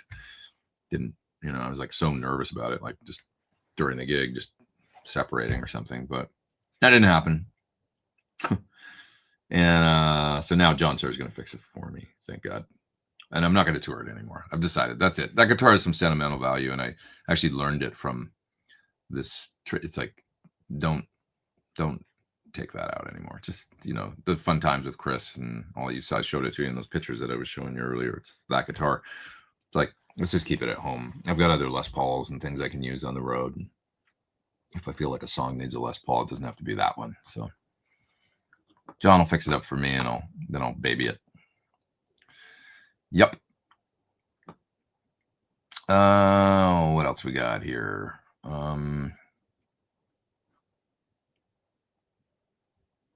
Let's see. Tom says he saw Sammy in Vegas. Really enjoyed it. That's awesome. I wanted to go, and it's over now. I think they just finished like last night, maybe. I think last night was the last one. Don't quote me on that, but I'm pretty sure.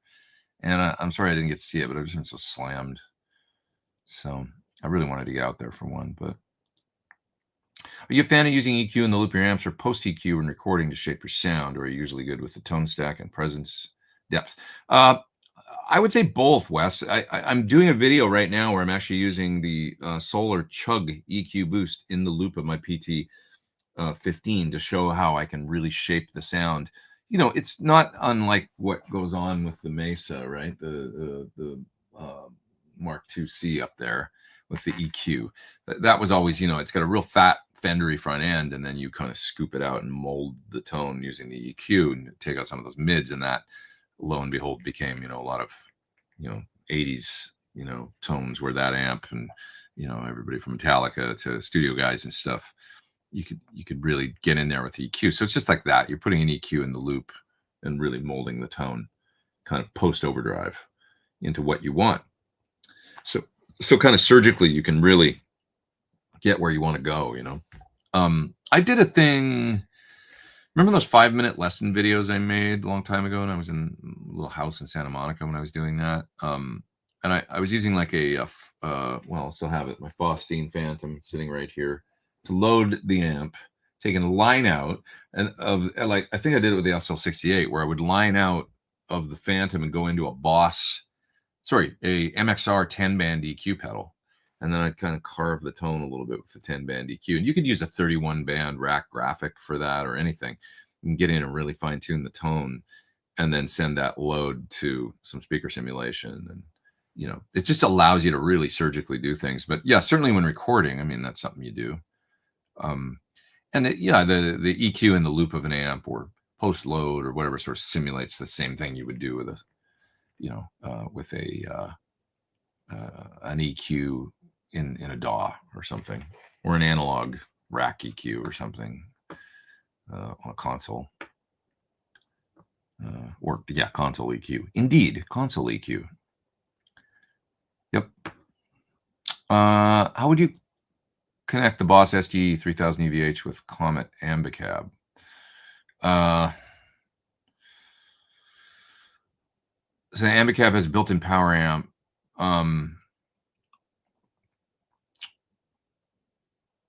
Whether or not the dry sound is going to sound good coming out of the Ambicab speakers, I'm not exactly sure. You could try it. You know, the part of the Eddie Van Halen thing is dry in the wet cabs. That whole like 3-cab thing, it wasn't ever just delay in the outer cabs. Although you can do that, but it's a little weird. But it can sound good too. I mean, so. With the Ambicab, because it's got those small little speakers in it, I doubt the dry. I mean, it might be okay, but I don't. I just don't know if the dry sound is going to be really, you know, coming out of. I think they're 8s, the little speakers in the Ambicab. So what I'm getting at is you might just want to run the pedal in kill dry and take a tap off your amplifier output. Speaker out, run it into the input, and then just run the left right outs in kill dry mode with, you know, so no dry signal, only delay signal going into the Ambicab left and right inputs. Try that and see how it sounds with the dry cab in the middle. Probably be the way it would sound the best. Put the dry cab on top or something, have the Ambicab underneath, or maybe on top. But all you'll have is the echo coming out. It might be really great, actually, you know. Just be different than, you know. But that's probably the way I would suggest doing it. Kill dry, only delay in the Ambicab. Not doing any of the kind of preamp, you know, going into the pedal first and then out to the amp and all that stuff. None of that stuff. Yeah. Where are Suhr guitars made? Lake Elsinore, California. Always. They're in their second building there, but it's just down the road from where the original place was.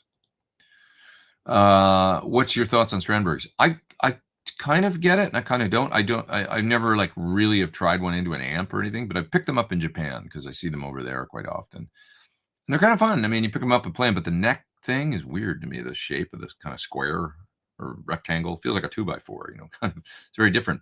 But ultimately, it's just an instrument. You can get used to anything. So I'm not a big fan of headless guitars. I like Steinbergers, you know, because when I grew up, I kind of want a Steinberger. I would love to have an original one, you know, trans trem and all that. But yeah. But yeah, I think there's a lot of tone in the headstock, you know, and I don't like the thought of that not being there. Is the traditional 90 new? Saw some photos of the maple neck. Sarah's getting into Ernie Ball Music Man with their neck aesthetics. Yeah, it's definitely that. It is new. Yeah. I mean, the model's just recently been kind of, you know, officially announced as being available for customers and stuff. But yeah, it's definitely that, you know, bird's eye roasted. It's a beautiful, this one in particular has a lot of stuff going on. You can just look at it. Look how good that feels. You know it does. That oiled kind of thing. Ooh, look at these straps I got, you guys, from Lamanta. Oh, man. They do this distressed leather thing. Here, let's put it on and see how it looks. Come on that guitar. That is pretty badass, right? I love, actually. I love. Let's take a look at a couple others. This is a company from Argentina. And I just love these straps. I've got a lot of straps that I really dig, but these guys, man, so similar, distressed, gray, you know, I think that'll just be on this guitar. This is what I'm taking. I love the way they feel. They're leather, but they don't, the way a leather strap feels sometimes bothers me. And this is not, aren't they cool looking? I think it's great, man. Lamanta. Lamanta. Is that right? I do believe there's a little logo on there. Really nice straps. I've got another one sitting over here. Two more, actually. I can show you. This one, these two aren't the distressed thing. Or, yeah, sorry, this one is. This one's more of a really faded red. That's pretty cool, right? And then this one is like this. Ooh, come on. So these are my tour straps, man. Take these and use them. Love them. So thanks, Lamanta, for always. I've had a couple over the years. I got one in that guitar too. Let's take a look at another one. Straps, show and tell. This was the original one that I've had this for a couple of years at least, but this has gone on this guitar because it matches good with the, you know, just cool. Looks rusty. I love it. You go there. You go there. Don't move. Nice guitar straps.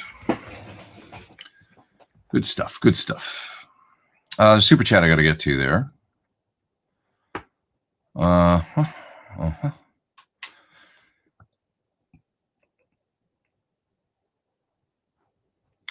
Eric says he had a few dinners with Ola, I believe, at NAMM. Old. I'll tell him that you said he was old. No, just kidding. Same guy on and off the screen. Louise is amazing as well. Yeah, they seem really cool. Like really nice people. So would love to see you on his channel. Yeah, I'd love to do it for sure. 2 super chats there. I got to get to those. Thanks for the super chats, guys. Supporting the channel. Really appreciate it. While we're talking about it, hit the thumbs up if you can, if you don't mind. And spread the videos far and wide on using the old algorithm. No Charlotte 54 F. What does that mean? I don't recall Pete and Charlotte since I've been active. Is that like a club in Charlotte or something? I don't know. Yeah. Who are some of your favorite bass players? John Paul Jones, the first one that came to mind. Paul McCartney. You know, all the legendary Motown stuff. Is you know, any of the great rock bass players will always give credit to those folks for you know, them heavily influencing the way that they played the bass. So but you know, I grew up listening to rock guys, so it's like, Geddy Lee and, Entwistle, all those folks. But I love Sting too, man. The way what he did with the Police stuff and how he could sing and play like that was so wild. Like the way he would sing so effortlessly and be playing those interesting bass parts at the same time.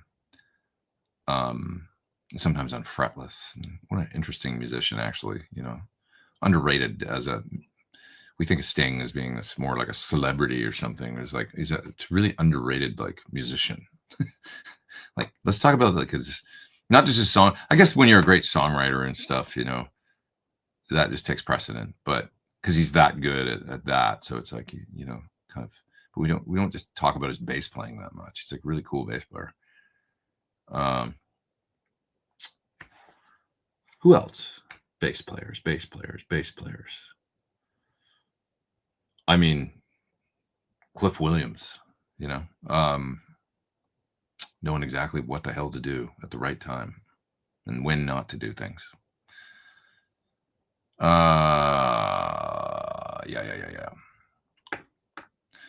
Any thoughts on using an overdrive with the Friedman Plex? I mean, there's a number of different ways you could go clon it, or screamer with the gain down, or a great. I always say the underrated way to go is a Cocoa Boost. More of a mid range. A range master into a Plex with the bright switches off would be great, but it'd be too much with the brights on. But the interesting thing is a Cocoa Boost from Sir kind of does a similar thing, but it's like a more polite treble booster. It's a mid booster. It boosts lower and in a more not so, like the amp has to be quite dark and kind of crappy sounding for the range master to do its thing and transform it into magic. But an amp can be really good sounding and just kind of crunchy, and then a Cocoa Boost can push it into that same place in a way because it's not so aggressive as a boost. It's just right. So maybe try a Cocoa Boost. It's so underrated. Somebody's going to take that thing and turn it into their signature tone one of these days. Try it. You don't always want an overdrive. Sometimes you want something to kick the crap out of the front end of the amp that nails the first gain stage, of the amplifier and just pushes it into more without adding, 9-volt clipping muck of its own. Saw your CRS singer Jesse was getting some new mini humbuckers for his Les Paul from Matt Gleason. Oh, cool. We were talking a little bit about pickups, and it's like mini humbuckers is not mini. They're not mini, no pun intended, out there. So aftermarket, so you can get Seymour Duncan, you can get Lawler, maybe Fralin, I think. But that's cool that he's getting some. Yeah, because the guitar was microphonic as hell. That used to drive him crazy, and me, because his amp was behind me. But if you had the volume all the way up, it microphonic feedback with any kind of gain. So that'll work better. How many signature models are currently in production? You mean my guitar? So it's 4. I've got the double humbucker. I got an HSS standard, which is hum single. HSS custom, which is the Floyded one with the hot bridge pickup. And then I got the PT traditional 90, which is, more radius neck, more vintage Stratty spec, but with P90 in the bridge instead of a Strat pickup, trying to fix the one thing that people sort of the weak link of a Strat was always that weaker bridge pickup, angled bridge pickup can sound really good on some and not so great on others. So why not put a more kick-ass pickup in the bridge, but that's still a single coil. That was my thinking with that. And then there's something for everybody. Haha. Just about in that lineup. I got my hands, says Peter, on a pair of medical grade Amperex 12AX7. Sound great in my Runt 50. What cathode follower tube would you recommend? It's probably a good question for Dave, but I think lately he's kind of really liking the JJ long plate. So you could try that. I think it works in the cathode follower in those amps. You might just want to ask him, send him an email, racksystems@yahoo.com. But I think that would probably be a good choice. Yeah, I use the Amprexes in the V1 and 3. Great tubes. Those are my favorite. I love the Bugle Boys. Yeah. Pete, check out Jim's IK Media video from Saturday, 28 forward, when he talks about Ted Templeman's trick pulling V4 and V5. Huh? What's that all about? V4 and V5. Let's see. IK Multimedia Jim 78, 79 video. Let's see if brand new EVH collection, the Brown Sound. I don't know if that pulled up the right video or not, but oh, there's the creation of the, I think this is it here. There he is, playing the plugin. Sounds pretty good to me. All right, I'll do that. 2828. Let's see. He's a Logic user too, I see. That's interesting. 2828. All right, I'm queuing it up to there, and I'll listen to it after. Thanks for the tip. Didn't Trower use the middle pickup a lot? Robin Trower. I don't know. Did he? Pretty sure Aerosmith did. It's a really cool sound. It's just like a good sound if you just need like guitar sound. That's what I'm finding. Like a good middle ground. The neck can be too dark and the bridge is too aggressive, and then the split positions are too thin. Oh, let's try the middle. Oh, that's not going to work. Oh, wait a minute. It's kind of lovely. It's clear, but not too dark, not too bright, not too anything. It just sort of works. It just sort of works sometimes when other things don't. Talking about the middle pickup on a Strat here. It's kind of cool. Think about modding my Strat. Think about a JB in the bridge, but I don't know what single coil to pair it with. Well, the JB's hot, so if you're okay with the output being different, that's fine. You know, just go ahead and try something different. But I gotta say, man, one of the biggest surprises I had, and this makes sense because he's a smart guy. Jake E. Lee using the DiMarzio SDS1, I believe, in the neck in the middle, which is like a super distortion single coil. So a high output single with same pole pieces you see on super distortions. That's kind of a bizarre pickup, but I'll be damned if they don't balance really well. Like I was so like, wow, that is really, I guess this is no different than people using like Duncan hot stacks and things like that, or the Blade pickups, were those hot stacks? Maybe they were back in the day. You'd see maybe Dan Huff or people like that doing things like that, but kind of makes sense. So with the JB in the bridge, it just, if you're okay with the pickups being different strengths, get a couple Antiquity single coils or something for the neck in the middle, or maybe a classic Strat stack if you want to keep it humbucking, keep it all Duncan if you want to. But if you want to, consider the heat thing, like if you want them all the same volume, maybe look at what, I think Dan Huff used to use, what did he do? He used Dan Huff Strat modded. Let's take a look and see what he did. Customized by James Tyler. Pickups. Duncan JB in the bridge and a hot stacked pickup. Pete Thorn knows what he's talking about. A hot stack in the middle of the neck. With custom pickup covers. So with that, and then it had series parallel switches and stuff. So consider the Dan Huff thing. Maybe go for that. I'm seeing this as AI overview. Dan Huff, a renowned session guitarist, famously used, or let's do the AI voice. Dan Huff, a renowned session guitarist, famously used a heavily modified 1964 Fender Stratocaster, which was heavily customized by James Tyler. The guitar features a distinct configuration. I don't know what, including a custom pickup setup, Floyd Rose tremolo, and series parallel switching. Fun.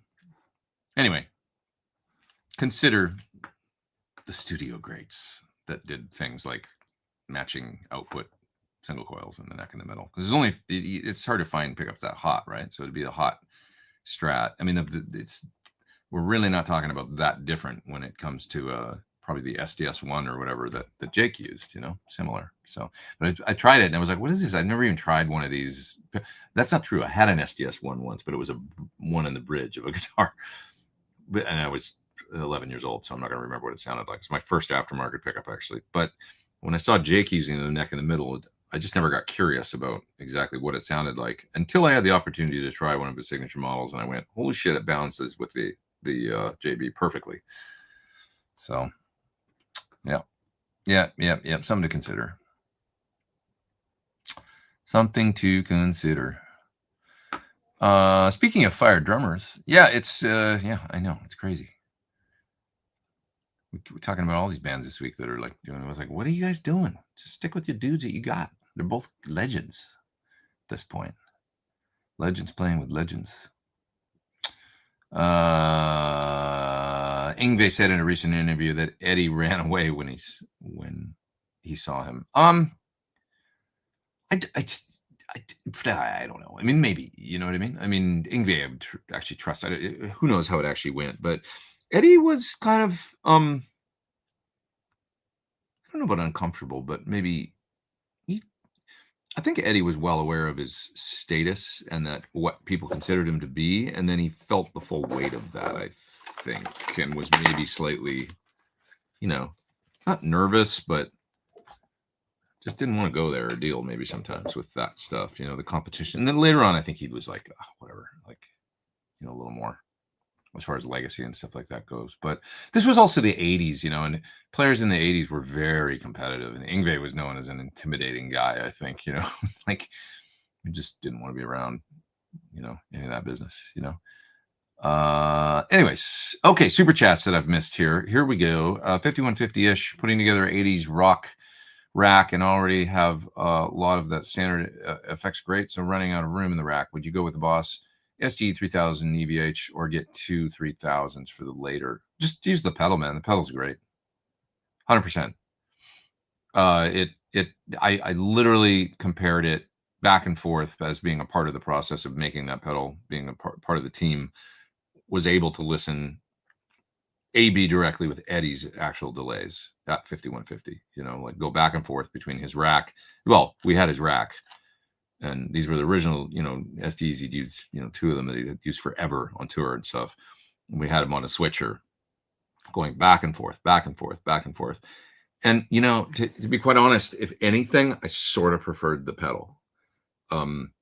If anything, it sounded a slight bit more clear or something, like with less, like the delays were a little more distinct, but it was in a way I liked. It wasn't like, oh, they're really bright or something. Nothing like that. Just like sounded like the difference between something new and fresh and something a little bit maybe tired or something, like, and I don't even know if that's a thing or if, whatever, but it just, with the delay, they tried to recreate exactly as close as they could get.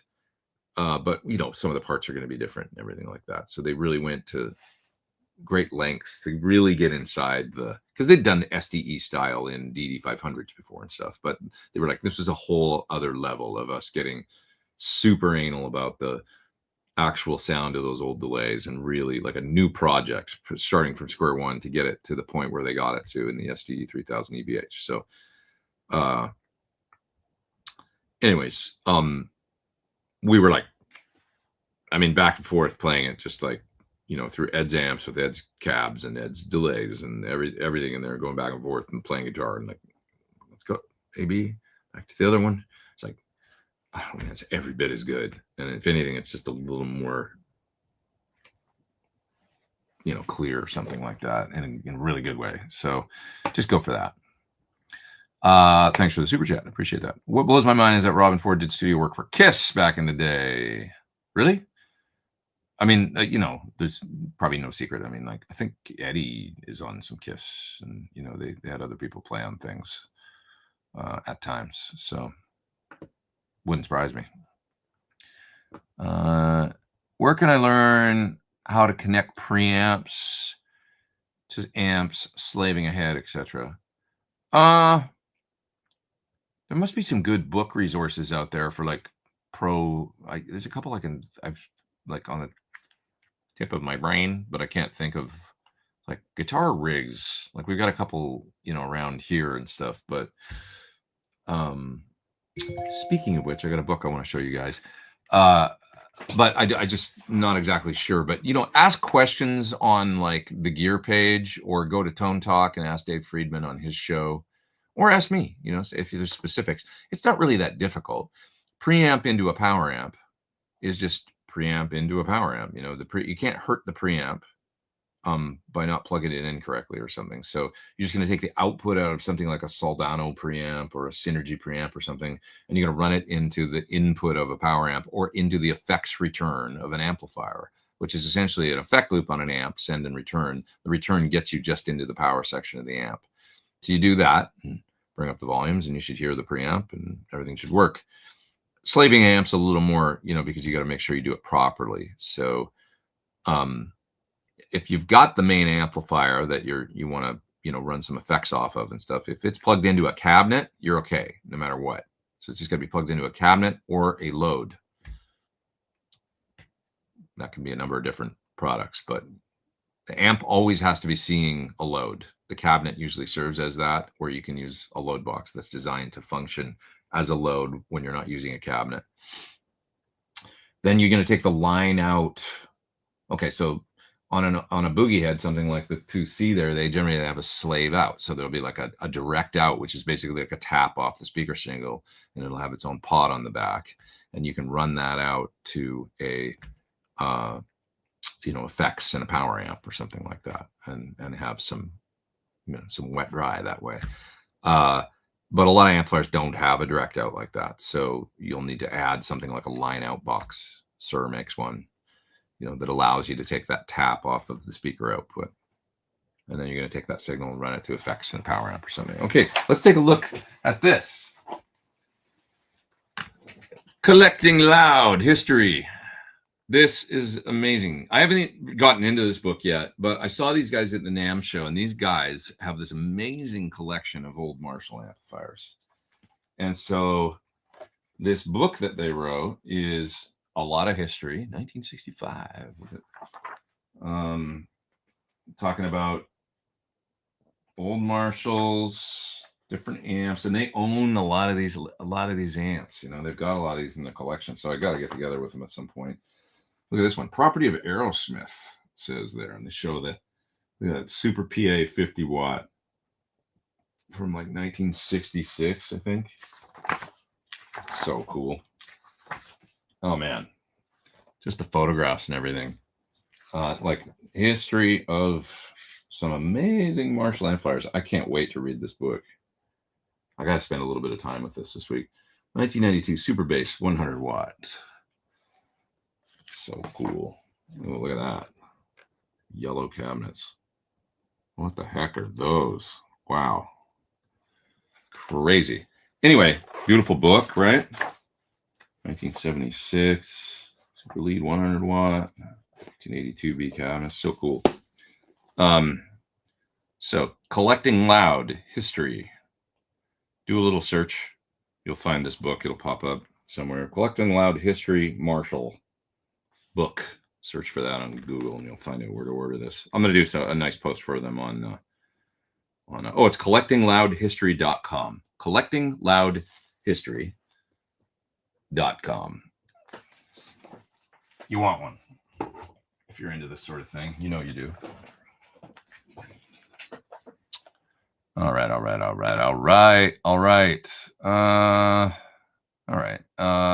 a Panaverb too, says Todd.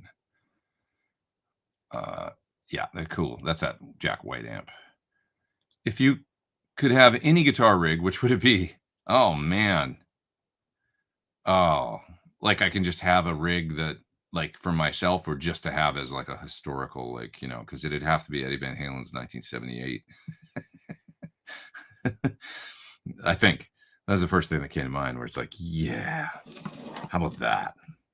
Just with the screwed up pedal board and the whole 9 yards, and the Echoplex and the Boss and the amp, of course, and those cabinets. Oh my God. Just have it set up in your living room. I can think about things like that because I'm not married. So, you know. Okay. The Seymour Duncan Power Stage 700 says Earl. I gotta go soon, guys. About 2:05. I've been on for 2 hours and 10 minutes. Oh my God, we're having so much fun though. I don't want to go.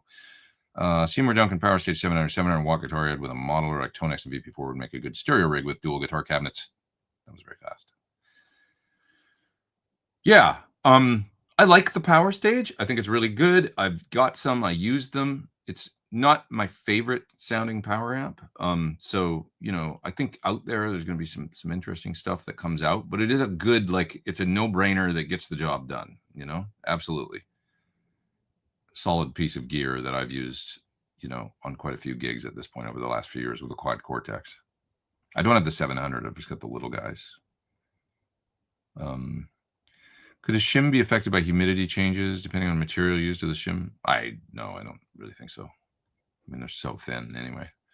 On Tone Talk this week, Dave and Mark was talking about an amp switching box that was about $300. Probably the Mesa Head Track or something it's called. There's only a few out there. There's a Mesa Boogie one. There's also a radial one, Hot Shot or Head. I can't remember what the radial one's called, but Radial makes one and Mesa makes one. The small ones that just go between two amplifiers. So check out those. 2 amps into 1 cab kind of vibe. Just bought a set of Seymour Duncan Antiquities for a recent Les Paul. I haven't installed them yet. Have you tried them?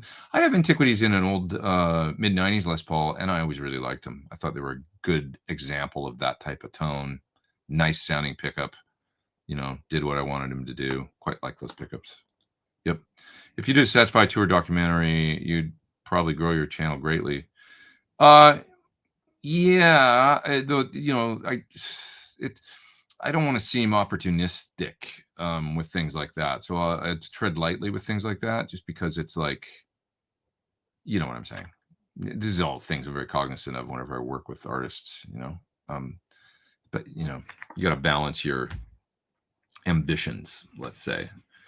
That'd be great, but these guys are also old school, you know. I mean, they're new school too, you know, modern thing, but they're from a period when none of this existed. And I'm also very cognizant of people's privacy. And nowadays, you know, if it's young people, they're just like literally the most important person to them on the road isn't the front of house person. It's the social media person. It's whoever's doing their Instagram and, you know, doing stuff. And that's all a big part of it. I'm not saying I'm not saying they even have any of this, you know. They might be like, yeah, dude, I mean, we like all the promo we can get, you know. They could be that, or it could be anywhere in between. So you just have to balance it, you know. But definitely with folks that are from a time where none of this existed, I always try and be, and, you know, just not everybody always wants. I don't like it, man. I mean, if I am somewhere with people and then I turn around and somebody's got a camera on and they're doing their thing with me, I'm like, oh, can't we just, like, do I have to, like, always be, you know, on the internet? You know what I mean? Like that vibe. It's nice to at least have a clear understanding, like, hey, we're going to do a video now. Not just be like, oh, I'm always on Instagram content or whatever. It's like, I don't like it, like that feeling. It just kind of, I like to do it selectively, you know. So sometimes people are just like, you know, very like, well, you know what I'm saying. Just people can assume that it's like, I just don't like it to some degree. What pickups are in your SG? The ones it came with. So they're the standard Gibson of the day that were probably like, you know, it's probably like the 13 or 14K Alnico 5, like JB-ish bridge pickup or something, I think is what's in it. You know, and then the you know, something, it was just like Gibson 498R or whatever the heck they're called, you know, standard ones for the era. Yeah. I kind of like the not knowing, like on that guitar. I never changed anything. I didn't change out the pots. I don't care if they were like the 300Ks or the 500Ks. I never changed the pickups. It was just my SG, workhorse SG that I play AC/DC on. And it always seemed to work good. I'm so far back in the chat, so I'm going to go through and hit the super chats here and stuff, and then I'm going to get out of here and do some work. I'm sure you shared, but please indulge. How do you get the Ethridge gig, and did you meet Philip Sace when you replaced him? No, I never have met and spoken with Philip, although I have great respect for him. Philip, I wouldn't even say I really replaced him, as such. It just was like the end of a touring cycle for her, and then I think a fair amount of time went by, and she made a record with, I think, John Shanks, and he recommended me for the gig. I remember. And she was just like, I'm going to put a new band together. Maybe he was doing a solo thing at that point. So there wasn't like this, like, oh, somebody got let go or anything. It wasn't any of that. It was like, I think, she did a whole new album project, whole new band after a significant hiatus. And that's how it happened. So Philip is, amazing guitar player. I wish I'd, maybe I'll get a chance to talk with him. He's Canadian as well, so we share that, and we've both done that gig. But yeah, that's how I got it. It was really through John Shanks getting a call from management. I think John Button, my bass player buddy, originally referred me for it, but also Shanks, and who's been really good to me over the years, recommending me for things. He's, of course, producer, songwriter, worked with Melissa for a long time. Also Bon Jovi, plays with Bon Jovi, producer, writer, co-writer, that kind of thing. Yeah. There's another super chat from Richard. Thank you for keeping it real, personally getting my mind away from all the BS in this world. Hey, man, good to be here. Wish we could all just live in peace and love. I do, too. I really do. Seems like it should be simple. But humans will be humans, and we can't fight that. Thank you for the super chat, Richard. Son of Pyro, hope all is well. Another super chat. Any method advice on how to best create MIDI drum tracks? Got a new Mac and Logic.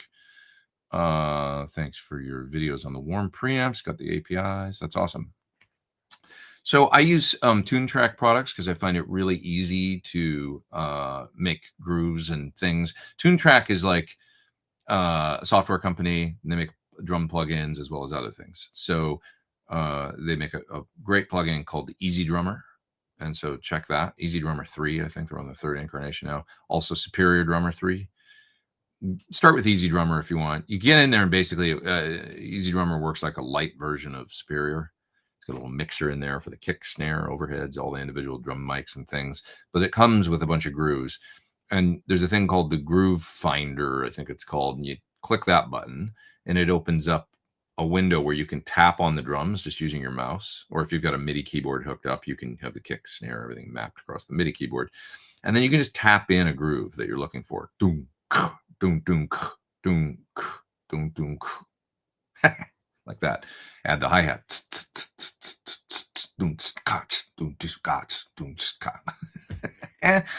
Tap that in. You get some results that pop up then. Then it'll say, this groove is 96% like the one that you just tapped in. This groove is 91% like the groove you just tapped in. And it's like, it rates things by the hits that you put in, also the tempo, how close is the tempo to the tempo of your DAW that you're, and finds grooves that are like right in with what you're like, oh, there's one. Sounds exactly like what I just tapped or close enough. You can then grab that and pull it into a thing called the Song Creator.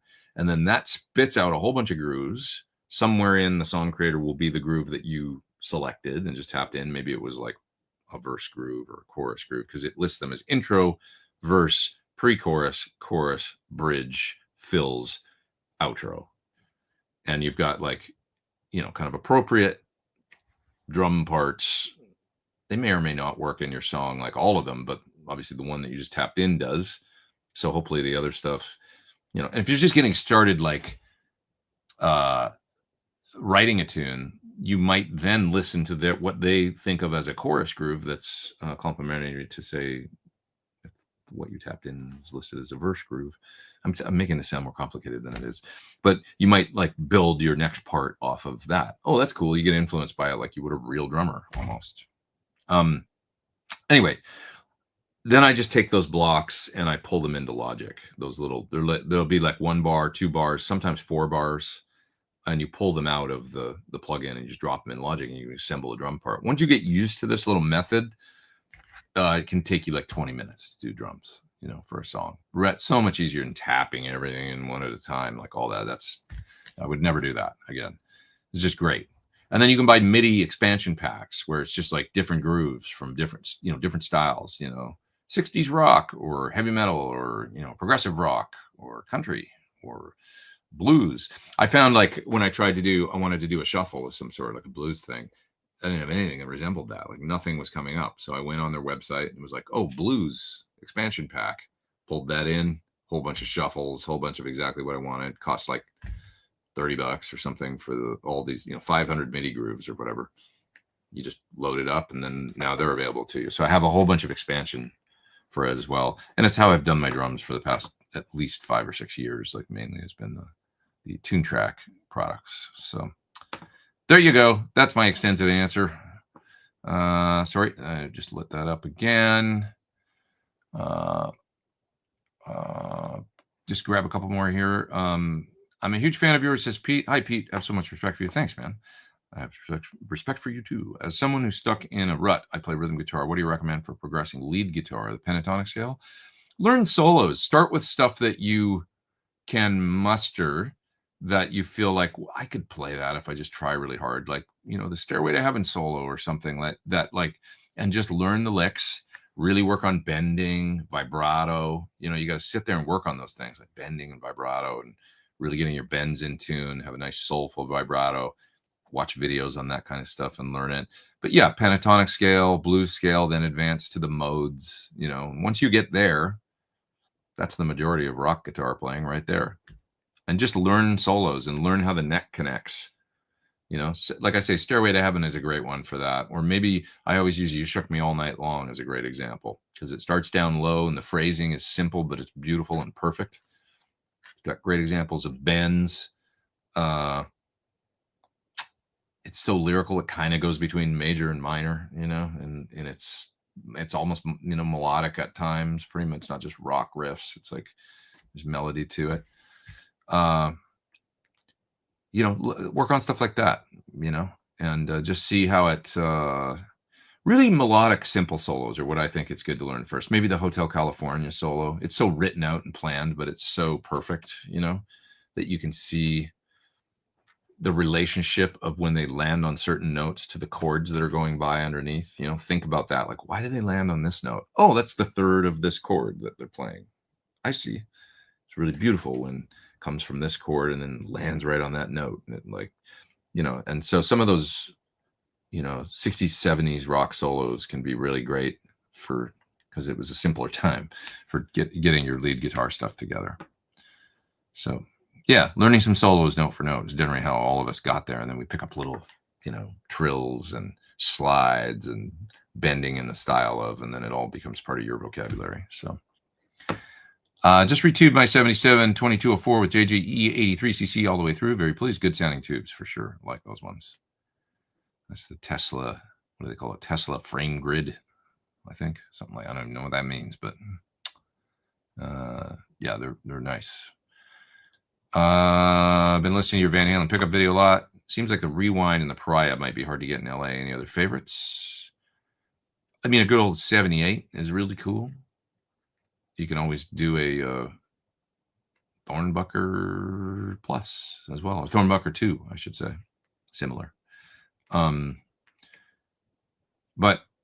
yeah, or a custom for the later thing, but if you're looking at the kind of that, the Pariah, I mean, I don't think they're really that hard to get. They're just kind of custom order, but yeah. What else? At long last, I have a I think that's a super reverb RLIR. Sir, reactive load IR. I know what you're trying to say there. See, I'm pretty good. Any suggestions on how to add rim mics to the 16 preset IRs live? Just use a reverb pedal, man, with your amp, like probably in the loop. It depends on your amp if you got a loop or not, but you want to get a little room reverb, just add it. If we're talking about live, not plugins, I would just do, pedal of some sort. I mean, probably you can even go post the reactive load, like line out of the reactive load right into something like You know, you might even want to add something like a VP4 or something if you want to get really sophisticated. But if you just want a little reverb, little room, probably something like a Boss, reverb pedal or something that take a fair amount of input level, or even a like a big sky would be overkill once again, but or maybe the Blue Sky, is that the little, something like that, or a Flint. They'll handle +6, I think, like Strymon pedals. So you just get something like that, and then just add a little bit of hint of that stuff on the way to the PA. Yep, you might already have something lying around. If the middle pickup is nice, then does that make 24 frets okay? Well, the middle pickup I have less of a perspective on, to be honest. Like the neck pickup sound, I'm very like dialed in. Middle pickup, I don't really have this great perspective on what a great middle pickup sounds like, because I just avoided them for so many years. I used it as, I'd combine bridge and middle or neck and middle, or I'd be on the neck or the bridge. I never used the middle. So it's like, does the middle move that much? Probably not. You don't really need to. I don't know. I mean, does it change that much? Probably not as much as the neck. The neck seems to really want to live in that harmonic note, if that's what you're looking for. That blowing over the sound over the top of a Coke bottle thing that we're talking about. That's the really, where that pickup is very important for that sound, I think. Yeah. When I got my 69 Strat, they had put an SDS1 in the bridge. Yeah, that was a comment. I did that. I put that's what I was saying. My very first aftermarket pickup was an SDS1. I got it for my Hondo Strat. I wanted hotter in the bridge. I heard hot was good. That's all I knew back then. I didn't really know anything. I knew that and didn't know anything. Yeah. All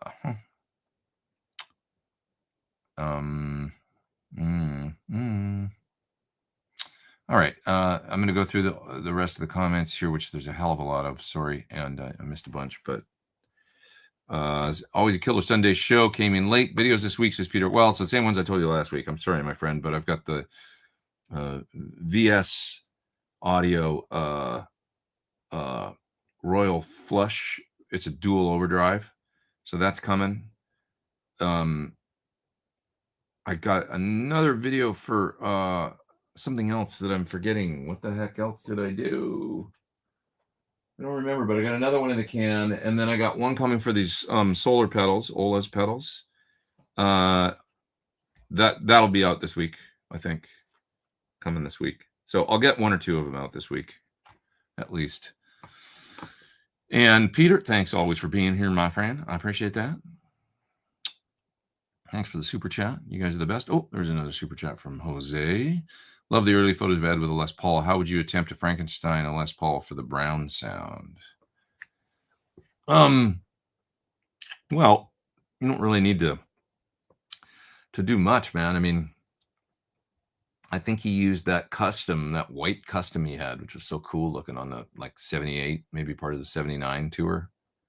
And he would probably do things like, I'm sure the same songs that he played on the Destroyer, he would maybe sometimes use that Les Paul for. So, but I have no perspective on what pickups he had in those guitars or anything like that, because it seemed like he never talked about recording with the Les Paul. Maybe he did. That'd be so interesting if he ever used that custom on anything. It's like, oh yeah, that's the guitar on, I don't know, Jamie's Crying or something. But we know that's not, because it was a picture of him with the white Destroyer. But what if it was on You Really Got Me?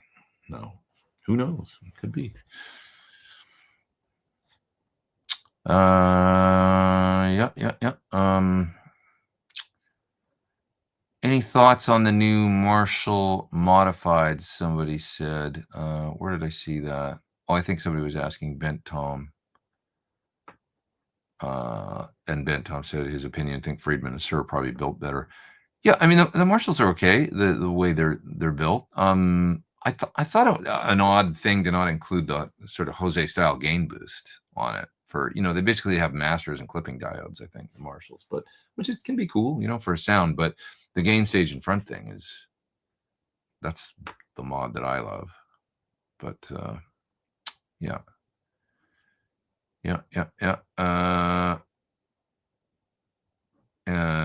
This fella says, Santa Cruz says, he agrees, but he's always dreamed of a Marshall, just lifelong. I get that. The Marshall, it says Marshall. It's a Marshall.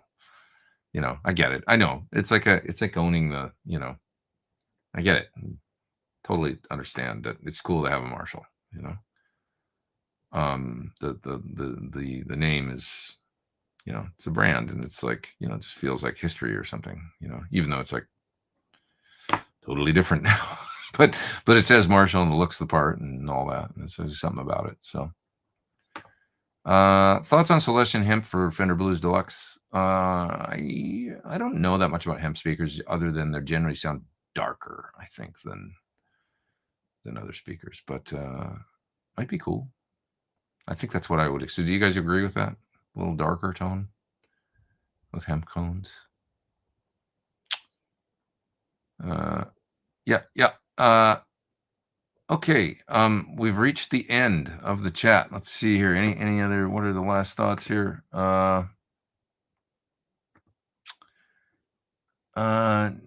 Steve and Joe want to check your Sures. They never really asked me about my guitars, at least not so far. But I'm sure we'll have plenty of time for that on the road. But you know, those guys have very specific, you know, what they like about their guitars and stuff. They're very signature, you know, things. So I'm sure maybe we'll talk about it. Maybe we won't even. Maybe, you know, I don't know. You know, Joe was playing different guitars when we were rehearsing and was like, "Oh, this one doesn't sound good to me today. This one's like light years better." And you know, and they'd be like the same model. I'd be like, "Wow, I wonder what the difference, like, just resonance or things." But he really, well, both those fellas. I mean, good ears and like really specific about what they liked. You know, when they would talk to their tech about things, but what they wanted to have change or, you know, things. So, you know, everybody's guitar players are so unique. You know, we all have our things that we like. And so, okay, that's enough of that. Yeah, I'm gonna go. So I'll see you guys next week. Next week I'll have Stephen Rosen here from the Tone Chaser fame, that book. And he's, of course, interviewed Jeff Beck and all kinds of other guitar players. We can talk about all kinds of things that he's, you know, that he's discovered over his lifetime of devotion to the guitar. And I'm sure it'll be an interesting discussion. So I will see you guys. True World says, God bless Chris Cornell. I agree. Yeah. Miss my friend every day. And on that note, we will go. I'll see you guys next week. Be nice to one another. Have a great week. Thanks for being here as always. Really appreciate you guys. Thanks for your super chats. Thanks for the support, the great questions, and the camaraderie. See ya.